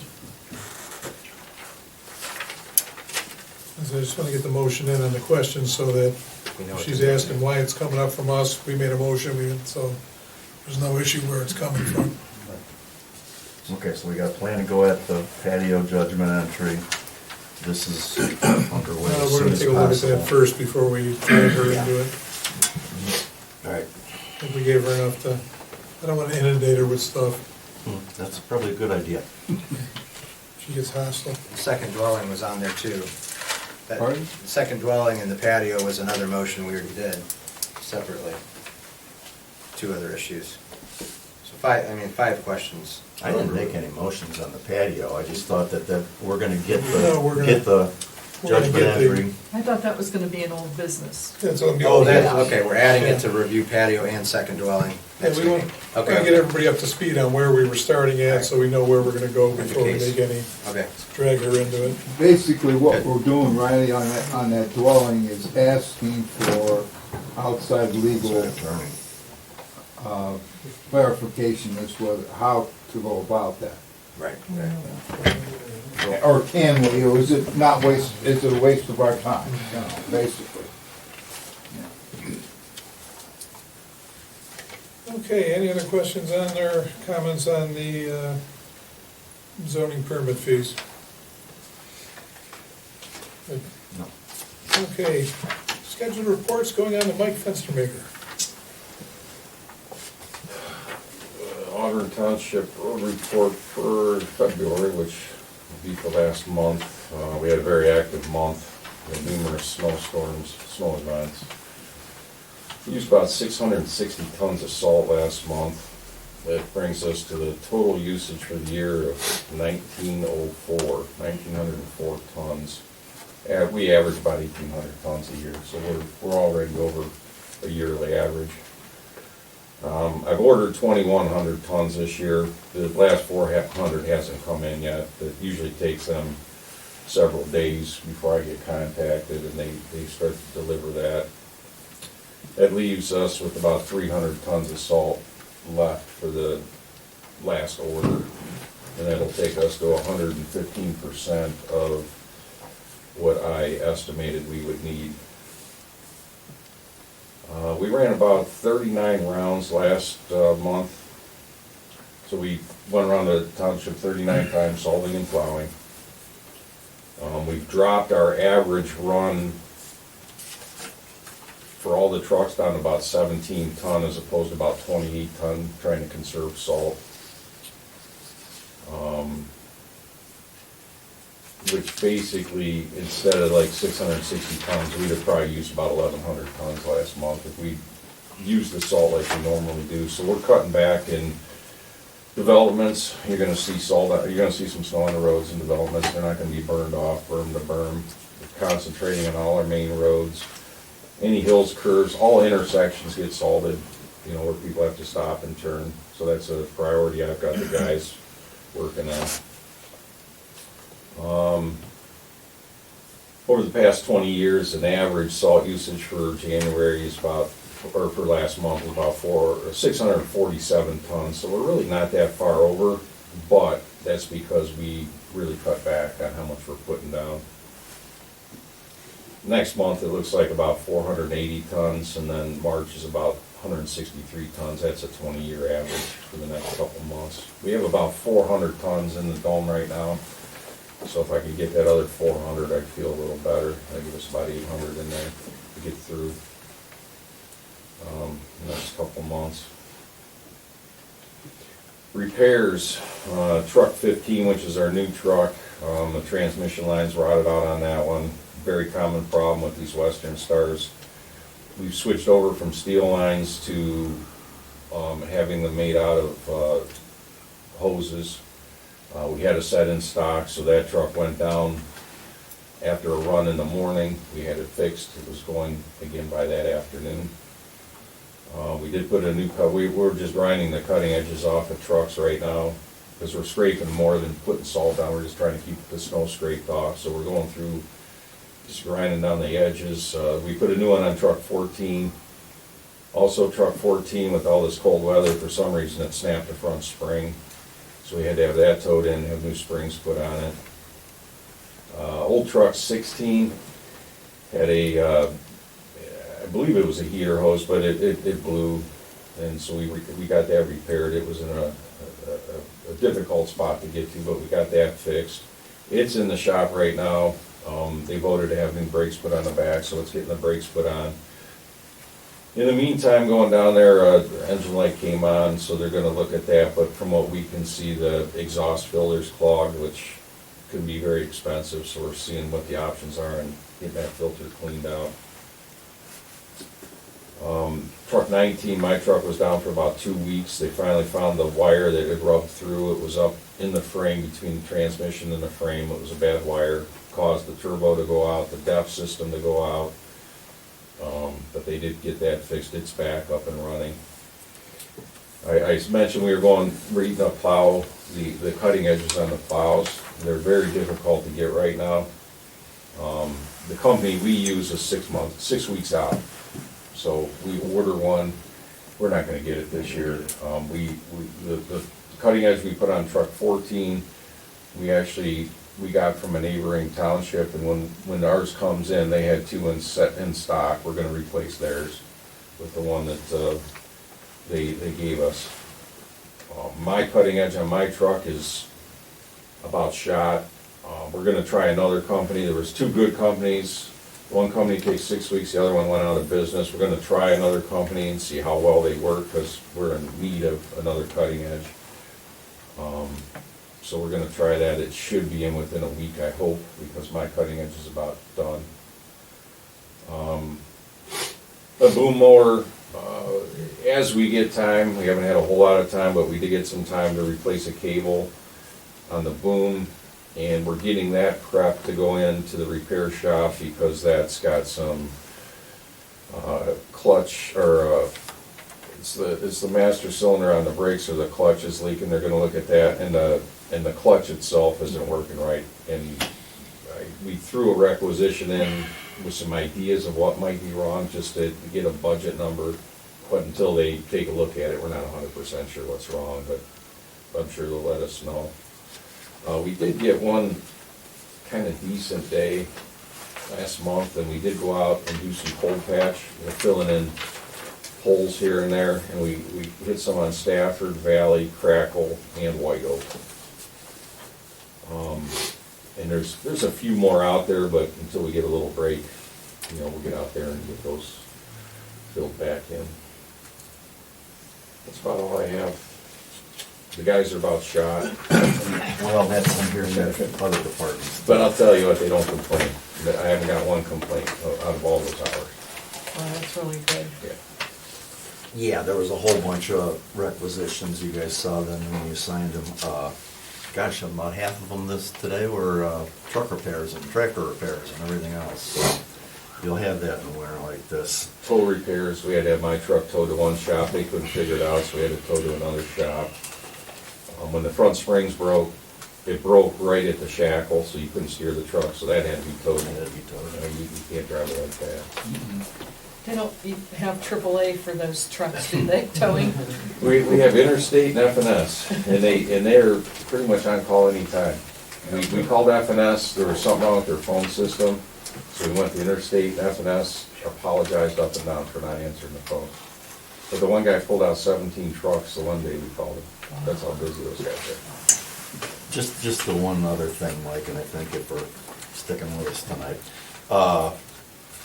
Just sign of the times, Kenston, of course, they got a lot of parking lots and roads to maintain, and they were out of salt. And their go-to has always been Bainbridge, and Bainbridge asked them to go look elsewhere. And did we send them up to the county? What's I going did, on? I called Dave back and told him to talk to the county. So everybody that, small landscapers, places like the school, they're out of salt. So far this Yeah. year, every order I've placed has come in pretty timely.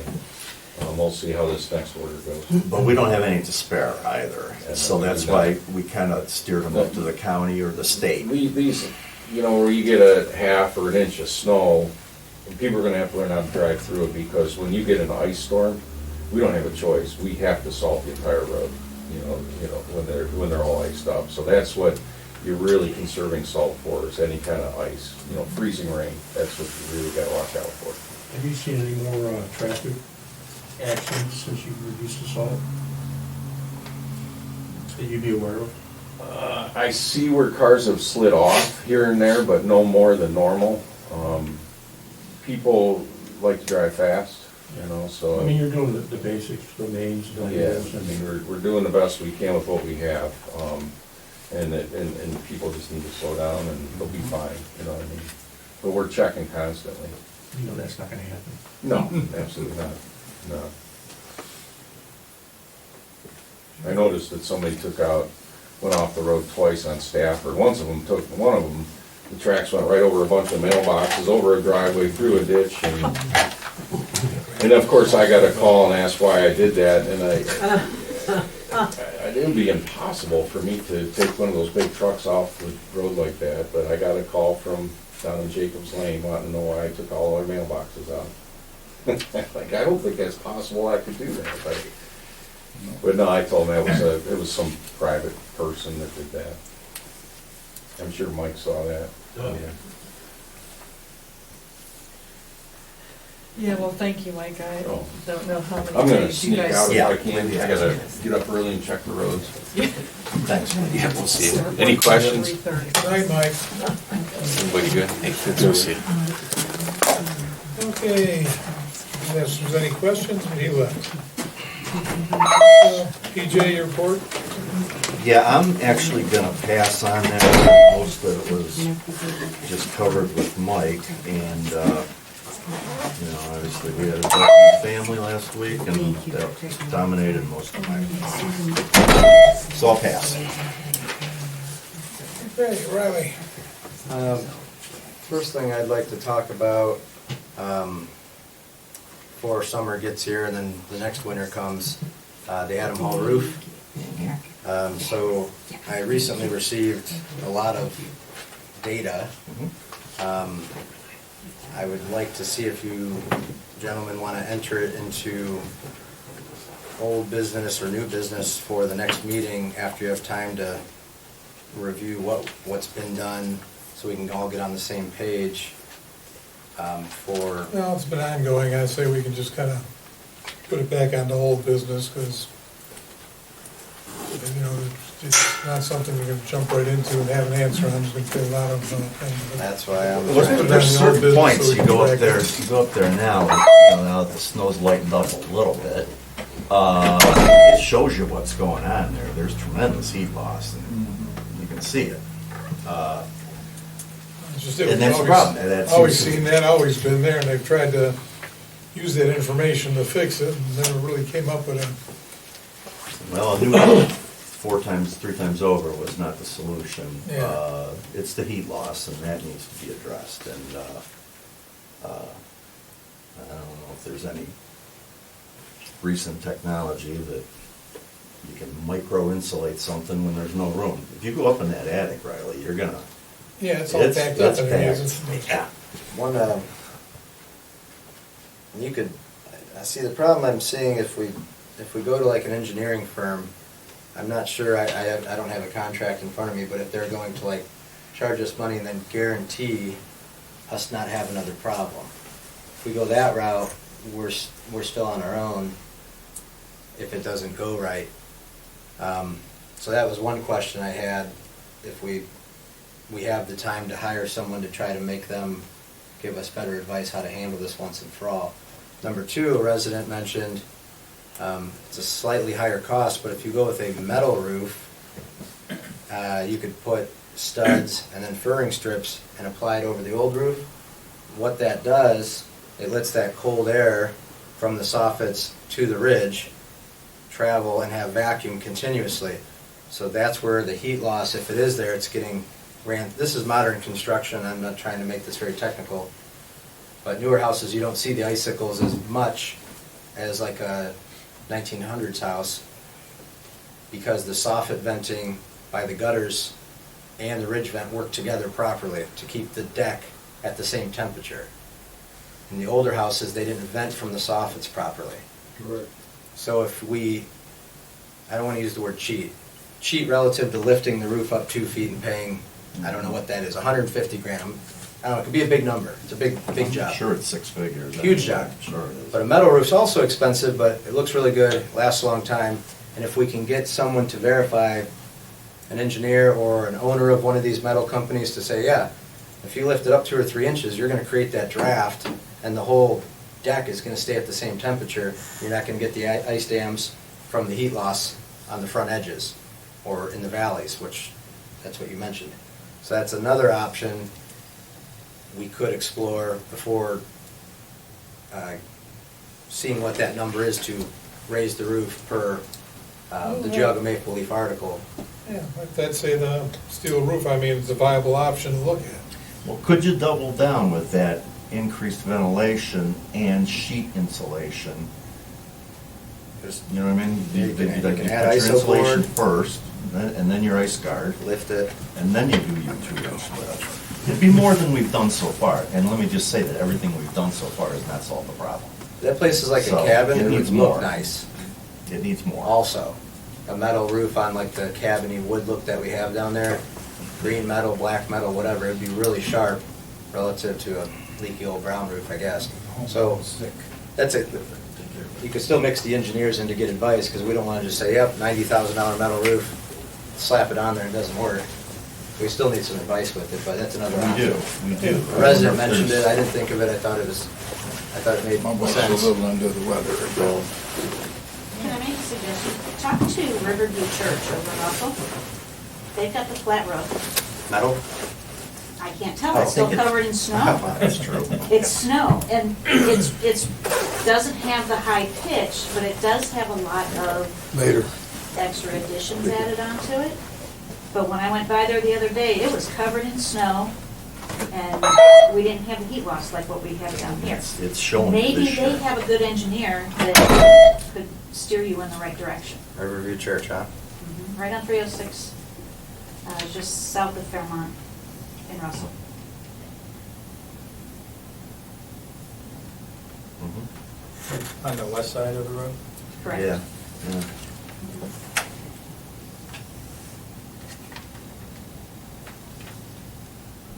That gives us some starting point if we want to add it, like you said, as old It, business. it does, I think, it does. I just wonder if you could fold some additional insulation into that too. And, you know, yeah, paper's got to have dynamic headlines, raise the roof. But essentially, we'd be doing half of what's on the roof, because you're talking about probably 3 inches to 4 inches, if we can slip some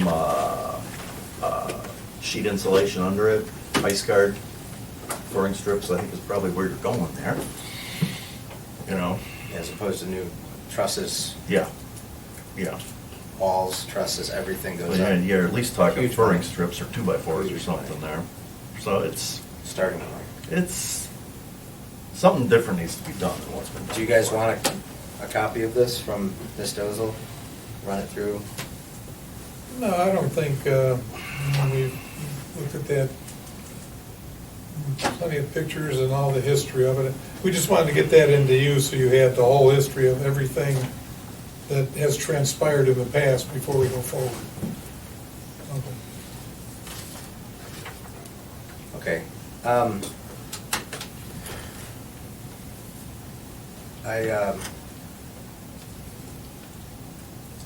I got a letter in the mail here, and it was opened and marked copy, I believe. It's in my truck. Is it normal to have your mail? Do you guys have your mail opened Yeah, anything comes to me, she opens up date stamps and puts in my mailbox. If it comes to this address, yeah. Okay, so that's good. No, that's. Yeah, I think most townships and villages do that. There's one person that opens the mail. Date If it's, stamps and you puts know, in if your- it's for the mayor or council members or trustees, it's open, date stamped, and dispersed. That's normal. Okay. There is a couple that have been here a long time, Donna and Mike Jacobs. They own the drive-through convenience store up the road here. They reached out and explained that in July they built a patio that they want to enjoy. And their property abuts the fire department. The property lines are shared. They called Miss Dozel in the summertime, and she referred them to Mr. Phillips, is what they explained. And I talked with them. you spoke with them? They said that you have not got back to them at all. No, we got in the bad weather after that. In July? No, it was after that I talked to them. So We eight talked more months, than okay, once. okay, so now they reached out to me because they thought they've been ignored because it has been 8 months. So I looked into their concern, what their concern is. Some newer LED lights were added to the building a couple years ago.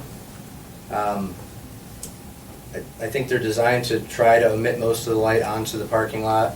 But if you drive by right now, for example, it's very bright, which is not a bad thing, but there's no deflectors is what they're asking about. So my first thought was, could you test a deflector where you're not losing any light, you're just not omitting it 180 degrees or up into the sky, which doesn't really serve much of a purpose anyways. You kind of want to light up your work area. And then I thought, maybe we can just get the model, the make and model number of those lights, assuming you have replacements for if they go bad or know where they came from. And maybe they offer some sort of deflector that you can test to try to consider appeasing their request. Basically, they said you can read a book, it's like full daylight in their backyard, and the lights, the ballasts or whatever fail sometimes, What they about blink. flashes? It flashes, it's Like a strobe. it's pretty crazy, and none of us in the room have to deal with it, but they've been there some 20-odd years, and they want to enjoy this patio this summer, so they're trying to get ahead of this because they know the wheels of government can be slow. So they have 8 months, they've waited, they haven't heard back anything, so they asked me, hey, can you think of some option with how to rectify this? I didn't promise anything, but if there's a deflector available from that manufacturer, maybe they're in the box, I don't know. Even if you have to look at some new LED lighting or something with, you know, down. Well, it is bright down there, I can understand their point, but I mean, you can't he also look at told it. me he wasn't in a big hurry about it, so. Well, just put it on the It list. it and- needs to be dealt with, though, Okay. just the same. You gonna take care of it then, Chief? I'll look into it for you. Yeah, you were down there today, Yes. did you look at the lights underneath the bay doors, or? I did. So I had my tape measure, I did not, there's a foot of snow, so the lowest light's about 8 feet up, so I couldn't reach it to get dimensions. That's if I just donate and bend a deflector as a test, which I'm willing to do. I have the sheet metal, I can bend it in 5 minutes. I just need the length and width and depth. And you could adjust it. My other big question was, I couldn't reach it. I'm assuming the housing's aluminum, it could be steel powder coated. If it's steel, that's great, because then I can just slap a magnet on basically a Powder deflector, coated. and you powder coat steel or aluminum, I don't know. Yeah. But then you can just adjust it accordingly till it looks good, you don't lose any light, they're happy, people driving by aren't staring like somebody's taking a photo, because it is really, you know, it looks like a prison, really. It's very bright. That's not bad, but the light's going this way and this way. What about using notepads to replace those lights with something that's more down pointing? Yeah. They just sent us some more money. I mean, if they all work, I don't know, deflectors might only be a few I don't know if bucks. you find deflectors for them, to be honest with you, because there's several different ones up there, but That's what I'm saying, let's take a look at them, if there's some older, if they're flickering, they're. Well, one's gotta be replaced up front. Yeah, they're probably due for, LED upgrade anyway. Do you wanna call the Jacobs back or yeah, I'll stop call up them there? tomorrow morning. Okay. You wanna just do this side of the building and towards the Washington Street? I mean, the I other don't know if neighbor, we need to worry about the north side or not. there's a neighbor on the west and the east. There's obviously no neighbor to the north, because that's the building, or the Field. the road building is to the north. But they did say there's like one light on there that's ridiculously bright too. It might be the same style, something to think about. But I'll yeah. call them tomorrow and see if we can come up with something. Yeah. Okay, further, so from our last meeting, I was hoping to get, I had 3 questions I had emailed you 3 weeks ago, asking about the records retention policy, if I could see it. I've not sent that to you yet, and tied up with getting some other requests down from insurance companies. But I get that to you pretty soon. Okay. I know I said I'd get it to you next day, but Things happen. And then also, there was a Geauga County Fire Investigation Unit Winter Symposium that was held on the 31st and the 1st of February, this last weekend. You get CE hours for it. You had state fire marshal representatives there answering questions for specific to fire investigators or fire prevention officers. Did anybody from Auburn attend? no, not that I know of. No. Nobody attended from Auburn. Not that I'm aware. Apparently every township was there except maybe one other township, Parkman. Okay? Is there a reason that we wouldn't attend a county training seminar directly related to, again, we don't have a job description, so I'm trying to learn here. It was put on by the county for fire investigation, and most all other townships attended. Is there a reason that we didn't send anyone, or you didn't go, or Mr. McIntyre? I think we have budgeted for, I'm understanding, 11 grand coming up this year. We didn't ask him if he wanted to go, or anybody? Mr. McIntyre had personal issues that he couldn't go. I couldn't go because I was tied up on these other 2 projects I'm working on. We're converting our whole station over to the cloud computer system, which is taking a lot of my time to get some of that stuff ready to move over. I was at that meeting. You guys didn't vote and approve that yet. I was at the meeting. Yeah. You didn't requisition that money to even do that project yet. It still has to get reviewed by the board. That was Keith, you want to comment? That was the last meeting. I'm sorry, what, who? Comment on our computer system upgrade? I'm sorry, it was my phone. I thought you guys didn't vote on it yet, because I was at that meeting. I think we actually allocated the money the meeting before that. Yeah, it was already allocated. When people from that company came down and gave us the presentation. The meeting you were at, we were looking at the scope of work, which we weren't able to do. We subsequently did get that distributed and approved by the following Friday of that week. So It's been approved. Did you go with option A, the $20,000 installation? Yes. Okay, so we paid $20,000 to have the software installed, but you were busy and you couldn't find anybody that wanted to go to a county fire investigation Not just symposium. installing software, it's moving the whole network to the cloud as well as the server. So we're upgrading our data that's there. Some of it's old, needs to be disposed of. They were there on Saturday and Sunday doing that. No, I've been working on the project, getting stuff ready to go. Okay, I just, seemed like a good once-a-year opportunity that, all right. As far as the investigation work goes, if it's anything of any consequence, we always use the FIU, the county team. They come out. We had one on Ravenna Road just the other day, and we had them come out. Right, so we have a fire inspector budgeted for 10/7, 11 grand coming up. And then we have a fire prevention officer who's also a fire inspector, well over $100,000. Yeah, he operates as a fire chief now. Currently, I have a lot more to deal with than just being a fire prevention officer. But you're telling me we don't, you just said something about not getting the inspection records to me because we referenced the FIU. I've been tied up on some other projects, yes. Not just fire prevention project. It's a project?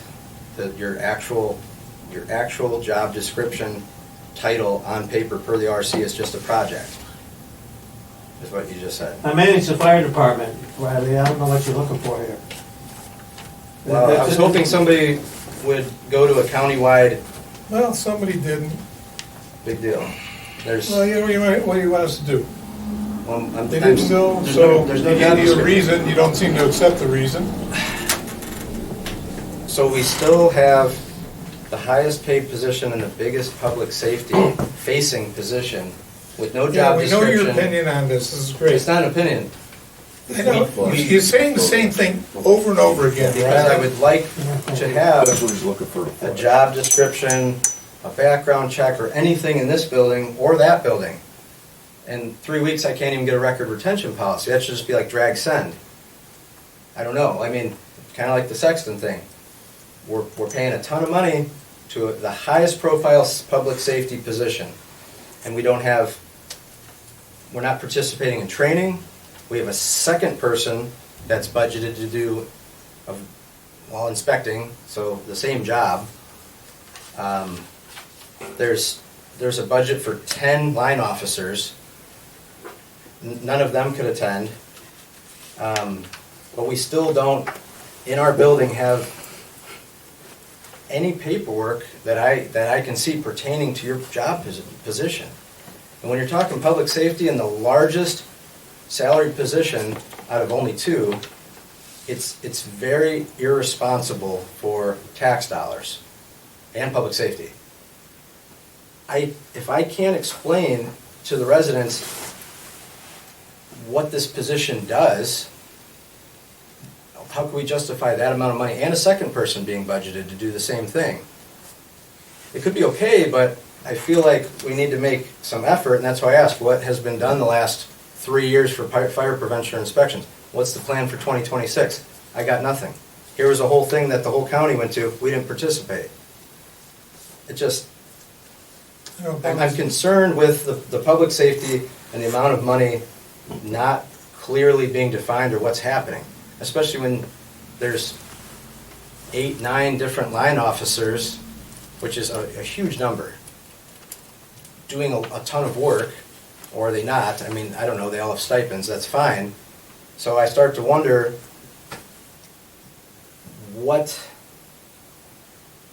you're not a fire chief, but you're too busy, or you're busy being a fire chief, is that a good excuse that we don't have any fire prevention or investigation data for 15 years?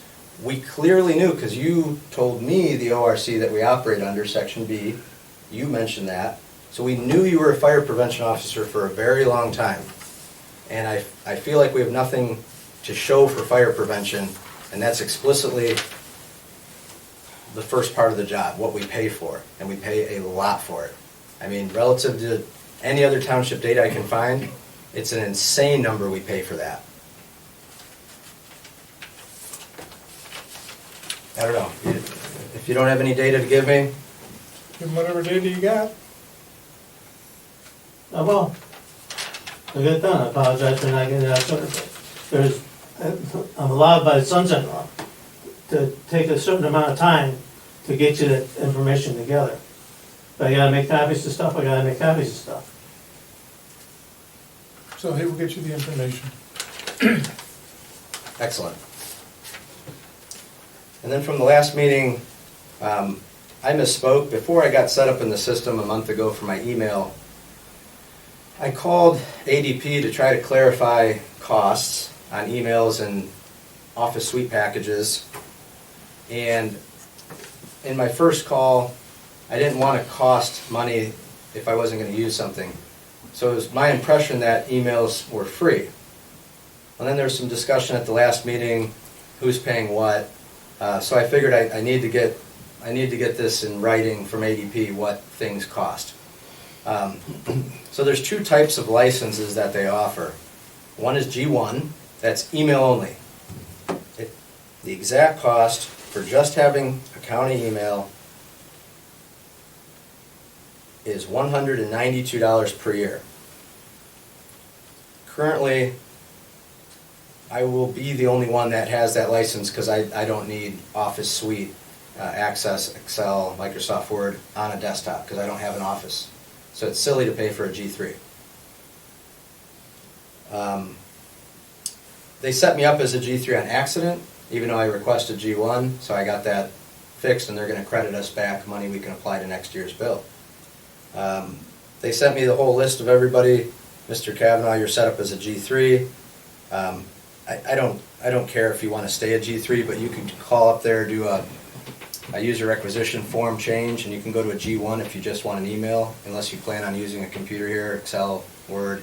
No, I really don't use it here. I'm just trying to save some pennies. Yeah, I know, but what does come down is OPWC information.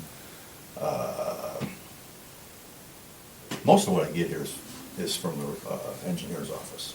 You'll still have Word and Excel and all that, but it's through the office.com. It's through the internet. It's just if you want the apps on your desktop, it's an additional $200 a year.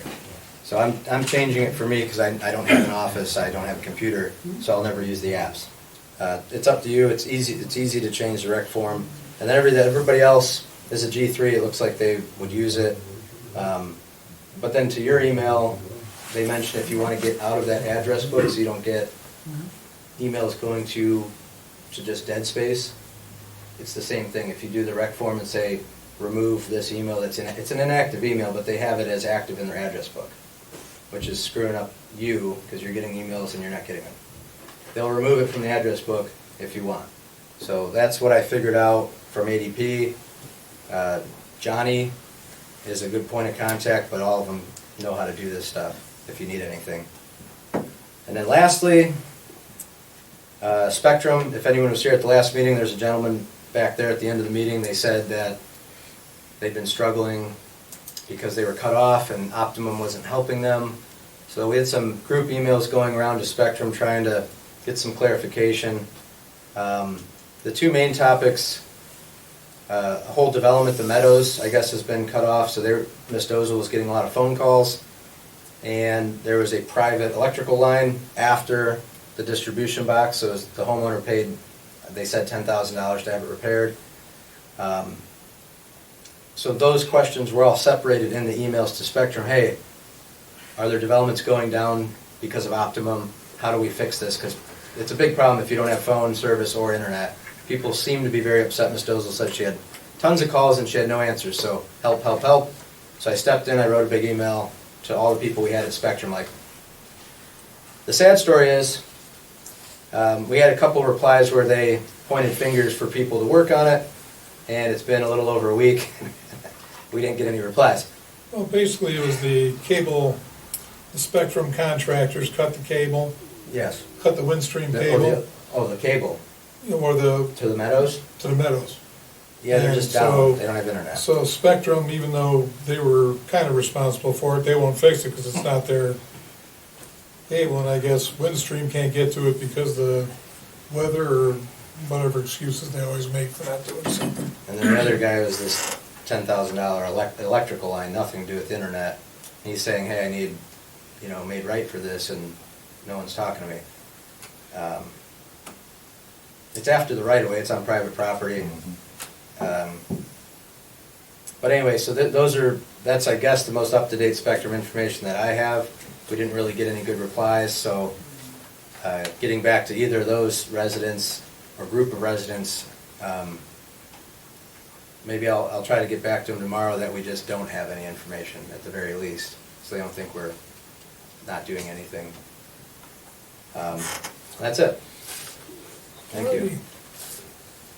Mr. Matsko. Since our last meeting, January 20th, I processed 11 electronic payments totaling $38,671.78, and 12 warrants totaling $28,607.17, for a total of $67,278.95. I don't know, on the, I was looking at one of the invoices I paid that we processed today was to Eris for our porta potty down at the community park. Do people still use that in the winter? I'm just curious, because we're paying $108 plus a winterization charge. It's $144.50 a month. Well, I'm sure there are still people up there trotting around in the winter, so. Okay, I was just curious. And then there was another bill, and it was one of our Windstream accounts, and just to give you a little history, we've got seven Windstream accounts that go across between the road department, the admin building, Adam Hall. Two of the accounts are combined into one, and that was the bill I received in question, that we got in question. All of these are set up as an auto pay, because back sometime last year, Nancy negotiated all these contract rates and saved us over $100 a month based on this chart she gave me.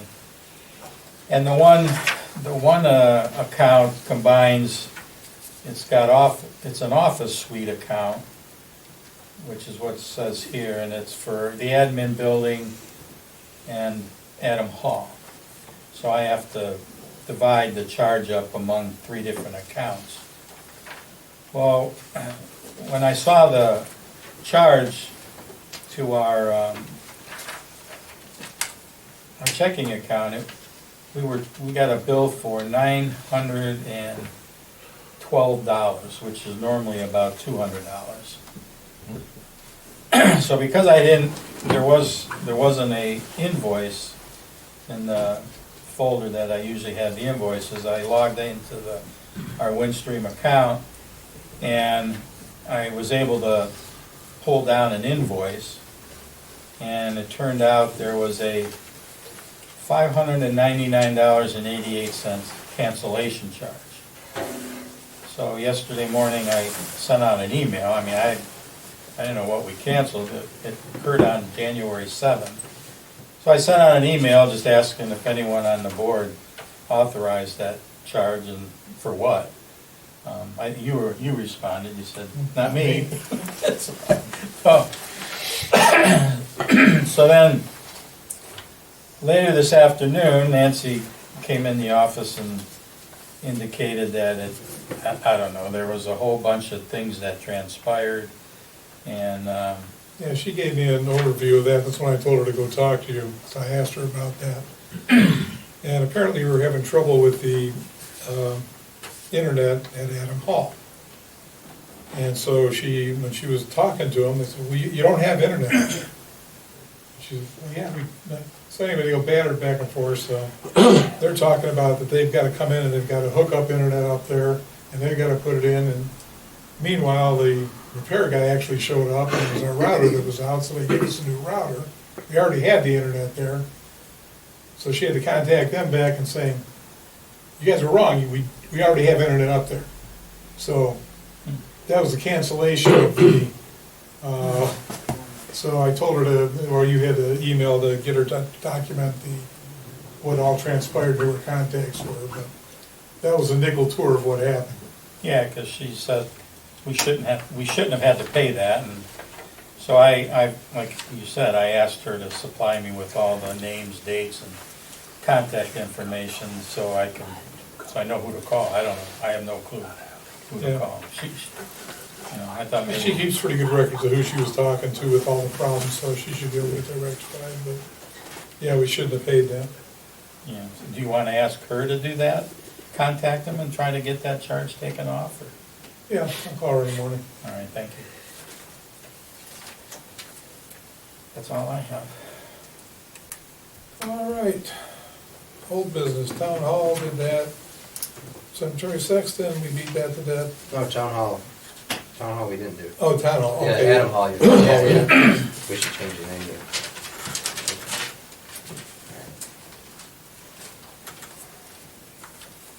Want me to give a little rundown on it, a refresher? Yeah, it's only a few numbers, so that Yeah. should. Basically,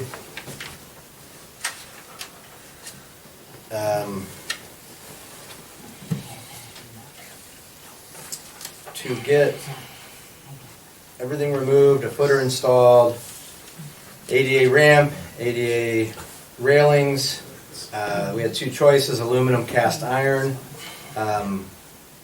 Caves Road was willing to do aluminum, which created a $2,450 lower price versus another quote we had, which was from GW Construction.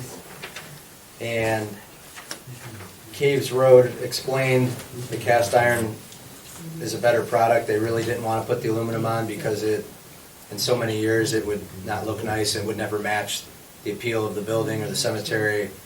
So they strongly suggested going with cast iron. They had the drawing I showed a couple weeks ago, and they're doing their permits through the county. And it was explained to me that they would have it done by May 31st, but more than likely sooner if they get a green light, because if the snow goes away or they move some snow, they're going to start to demo what's there and get the process rolling, all weather permitting. They want to finish it a lot faster than May 31st.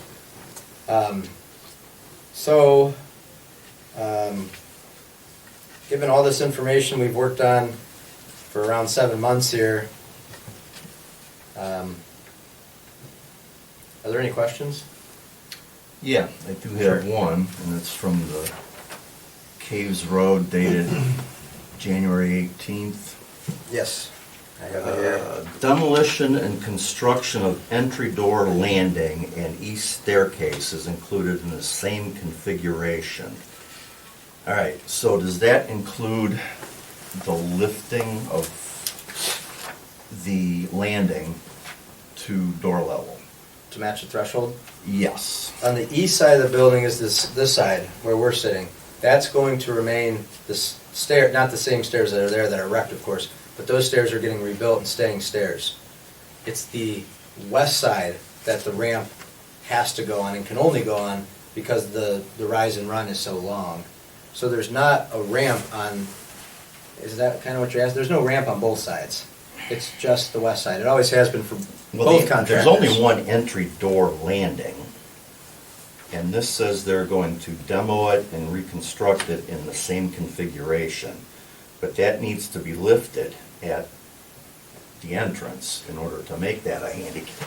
What was there, about 6-8 inch step? Yeah, About it's in their scope of work. I think you touched on this at the last meeting. In the scope of work, which I'll find in a second here. CRC will dismantle and dispose of existing masonry staircase. After demolition, a new 10-inch thick concrete footer with rebar mat, 12-inch on center, will be poured. There's currently 24 inches of rise from the asphalt parking lot surface to the bottom of the door threshold. This requires 2 steps and 3 risers to stand on the landing for entry into the building. In regards to the east side, the stair tread and landing material will be 2.5-inch limestone. They get into the specifics about the stair treads and the measurements, the landing widths.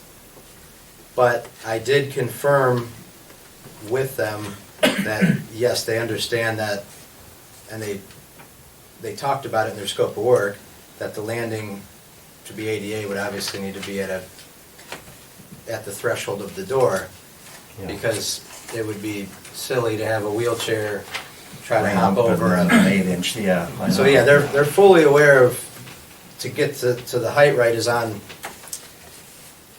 that rise and run, they know what it needs to do to get to that point.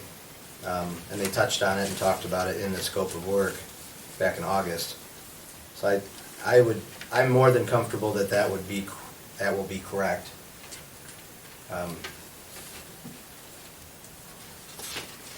Does that kind of answer your question? To some degree, that doesn't, it still says right there, and this is only a couple weeks old now, same configuration.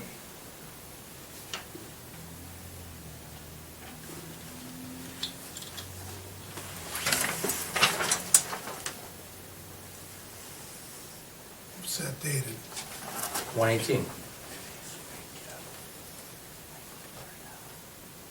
And these are still the south-facing doors, not the east door that's they've been looking at this winter, correct? South only, correct.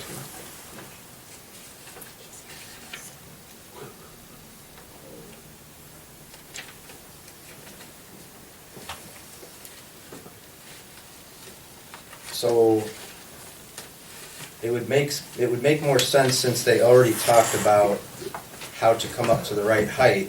If they're talking about configuration, what we have there is a landing in front of two doors. They're calling out a configuration. We're still going to have a landing so you can enter two doors.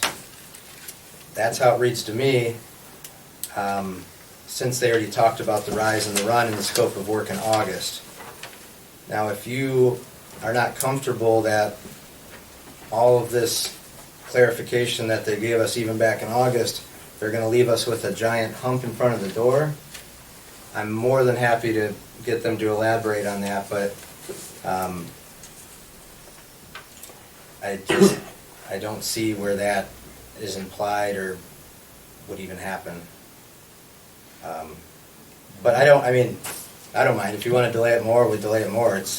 We'll just keep getting clarification. No, I It's think fine. there's been plenty of effort to put into delaying this all. I mean, I will take it personally responsible at any measure if there's a giant or any lift where a wheelchair can't get in the building. It would defeat the whole purpose of ADA. I think it's actually part of, it has to be part of it actually, to get it inspected from the county to meet ADA. They're going to look at a threshold for the entrance because it butts up to it.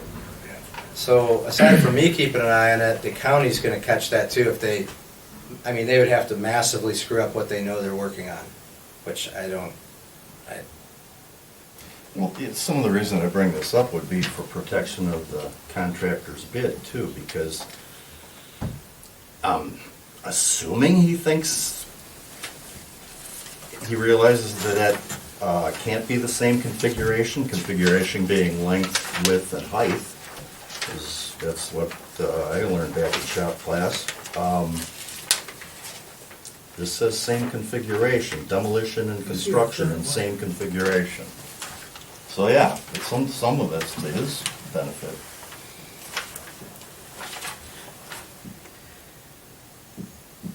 Yeah, because this is basically the same as the 818, the 28,000. Yeah, nothing changed. They didn't take the price up over 7 months. Okay. So, this is the ADA ramp, To the west. correct? The railing. This is 28.1, is that in addition then to this? Oh, he has my phone. You can do it. So what he did from the August, because I wanted more clarification where we could sign off on it, a legitimate contract, they called out that the drawing is at their expense, that the building department from Geauga County, which we talked about earlier, is included in this price already. Start date as soon as the weather allows, completion no later than May 31st. What I asked them to do, because this was overlooked back in the day, because the way he did his quote was he let us choose from 4 options, and these numbers were missed over here. So you could slide them however you want, depending on what you want. That's where the confusion lied, so I wanted to clarify it. And we picked out the two most expensive things were the ADA ramp and the cast iron railing. See the 9250 compared to 14.5. So that's why they're suggesting this is quoted for cast iron, the better product. Hypothetically, you can switch back to the 9250 if you want. But he just clarified exactly what is going to happen, which... So basically, the 2810 is gonna be our out-the-door price for everything. Demolition, Demolition, footers, which there's no footers from GW, which that bothered me over the months. And then the railing was still the big question. We weren't getting an ADA railing to match.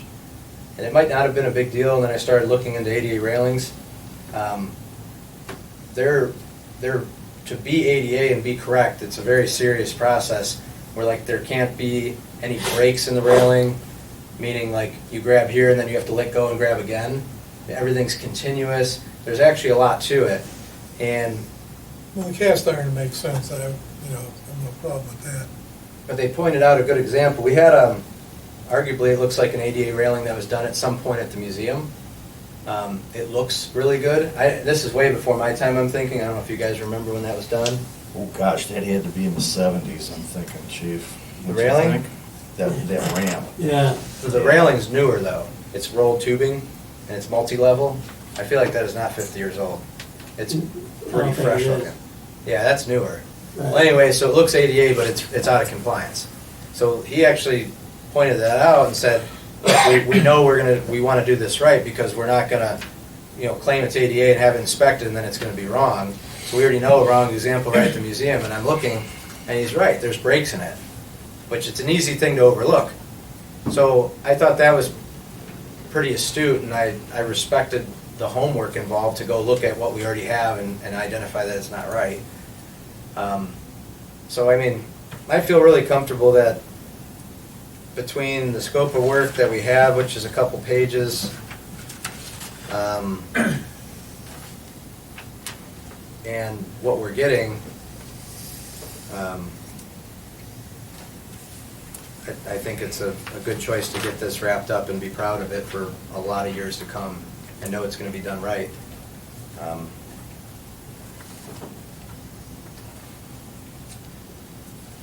Do the residents have any questions about it? If you want to see it, pass it along. I can read it verbatim. I can show you the drawing again. Well, the big specimen is right there, is the ADA compliant, correct? The big specification? The big specification states it's going to be ADA compliant, right? Correct. There's two components, the ramp itself and the railing. Right. They work. They can't, like you said, they can't leave the threshold short of. No, it wouldn't. It wouldn't be compliant then, so. No. I mean, under contract, that's. Yeah, and they talked about the rise and run, so, I mean, it's a, The second issue, didn't you have a quote for a new door? yes. So that can be done at any time, I clarified. It won't cost any extra to have it done prior or after. I don't mind talking about this. So they have an in-house draftsman or engineer, so to speak, in their company. So he went to double check everything. He said it's not the end of the world, but the current door, They're pretty beat. It's gotta be- yeah, it's not in great shape. We've Should had be problems replaced. with the locks on that for continuing. He's not saying it needed replaced, it worked. But he said, if you're doing all of this, I'm just gonna go ahead and give you an estimate for a new door because he said the inside of the building, I'll admit, I haven't been in the building, I apologize, I'd like to see it. But, it's really nice, it's probably worth doing this right. I said, okay, I trust you. He said, the door, if you do all this work with the ADA, the door we currently have will stop the compliance at the door. But he said, you don't have to do it today, because you can do it retrospectively, it won't cost you any extra. If you want us to do it at the same time, we'll do it. So I said, well, what does it cost? Give me a quote and we'll sleep on it for a month, 6 months, or a day, it doesn't matter. And remove and replace the front door to the building is $625 for the demo out. Cost of a new Provia 36 by 80 door with 10-inch side lights and a transom window above, this Provia door will fit into the current rough opening. The grand total is $53.71. It's expensive because any 80-inch door, especially an exterior door, can, I mean, you could spend 20 grand on a door if you want. That doesn't seem unreasonable. So he has the specs of that Provia model here, which I'm happy to, whatever we can do, put on the website, put on Facebook, whatever, but hand it out. What was the rough amount we got from the insurance? Got you to look at that. 20, Okay, 20. 20, 21. 20 was each, Yeah. Probably, can I look at that spec sheet? Sure.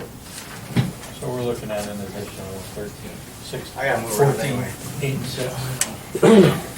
Yeah, if we go with the You can pass it around. doors. I just as soon have it all done at once.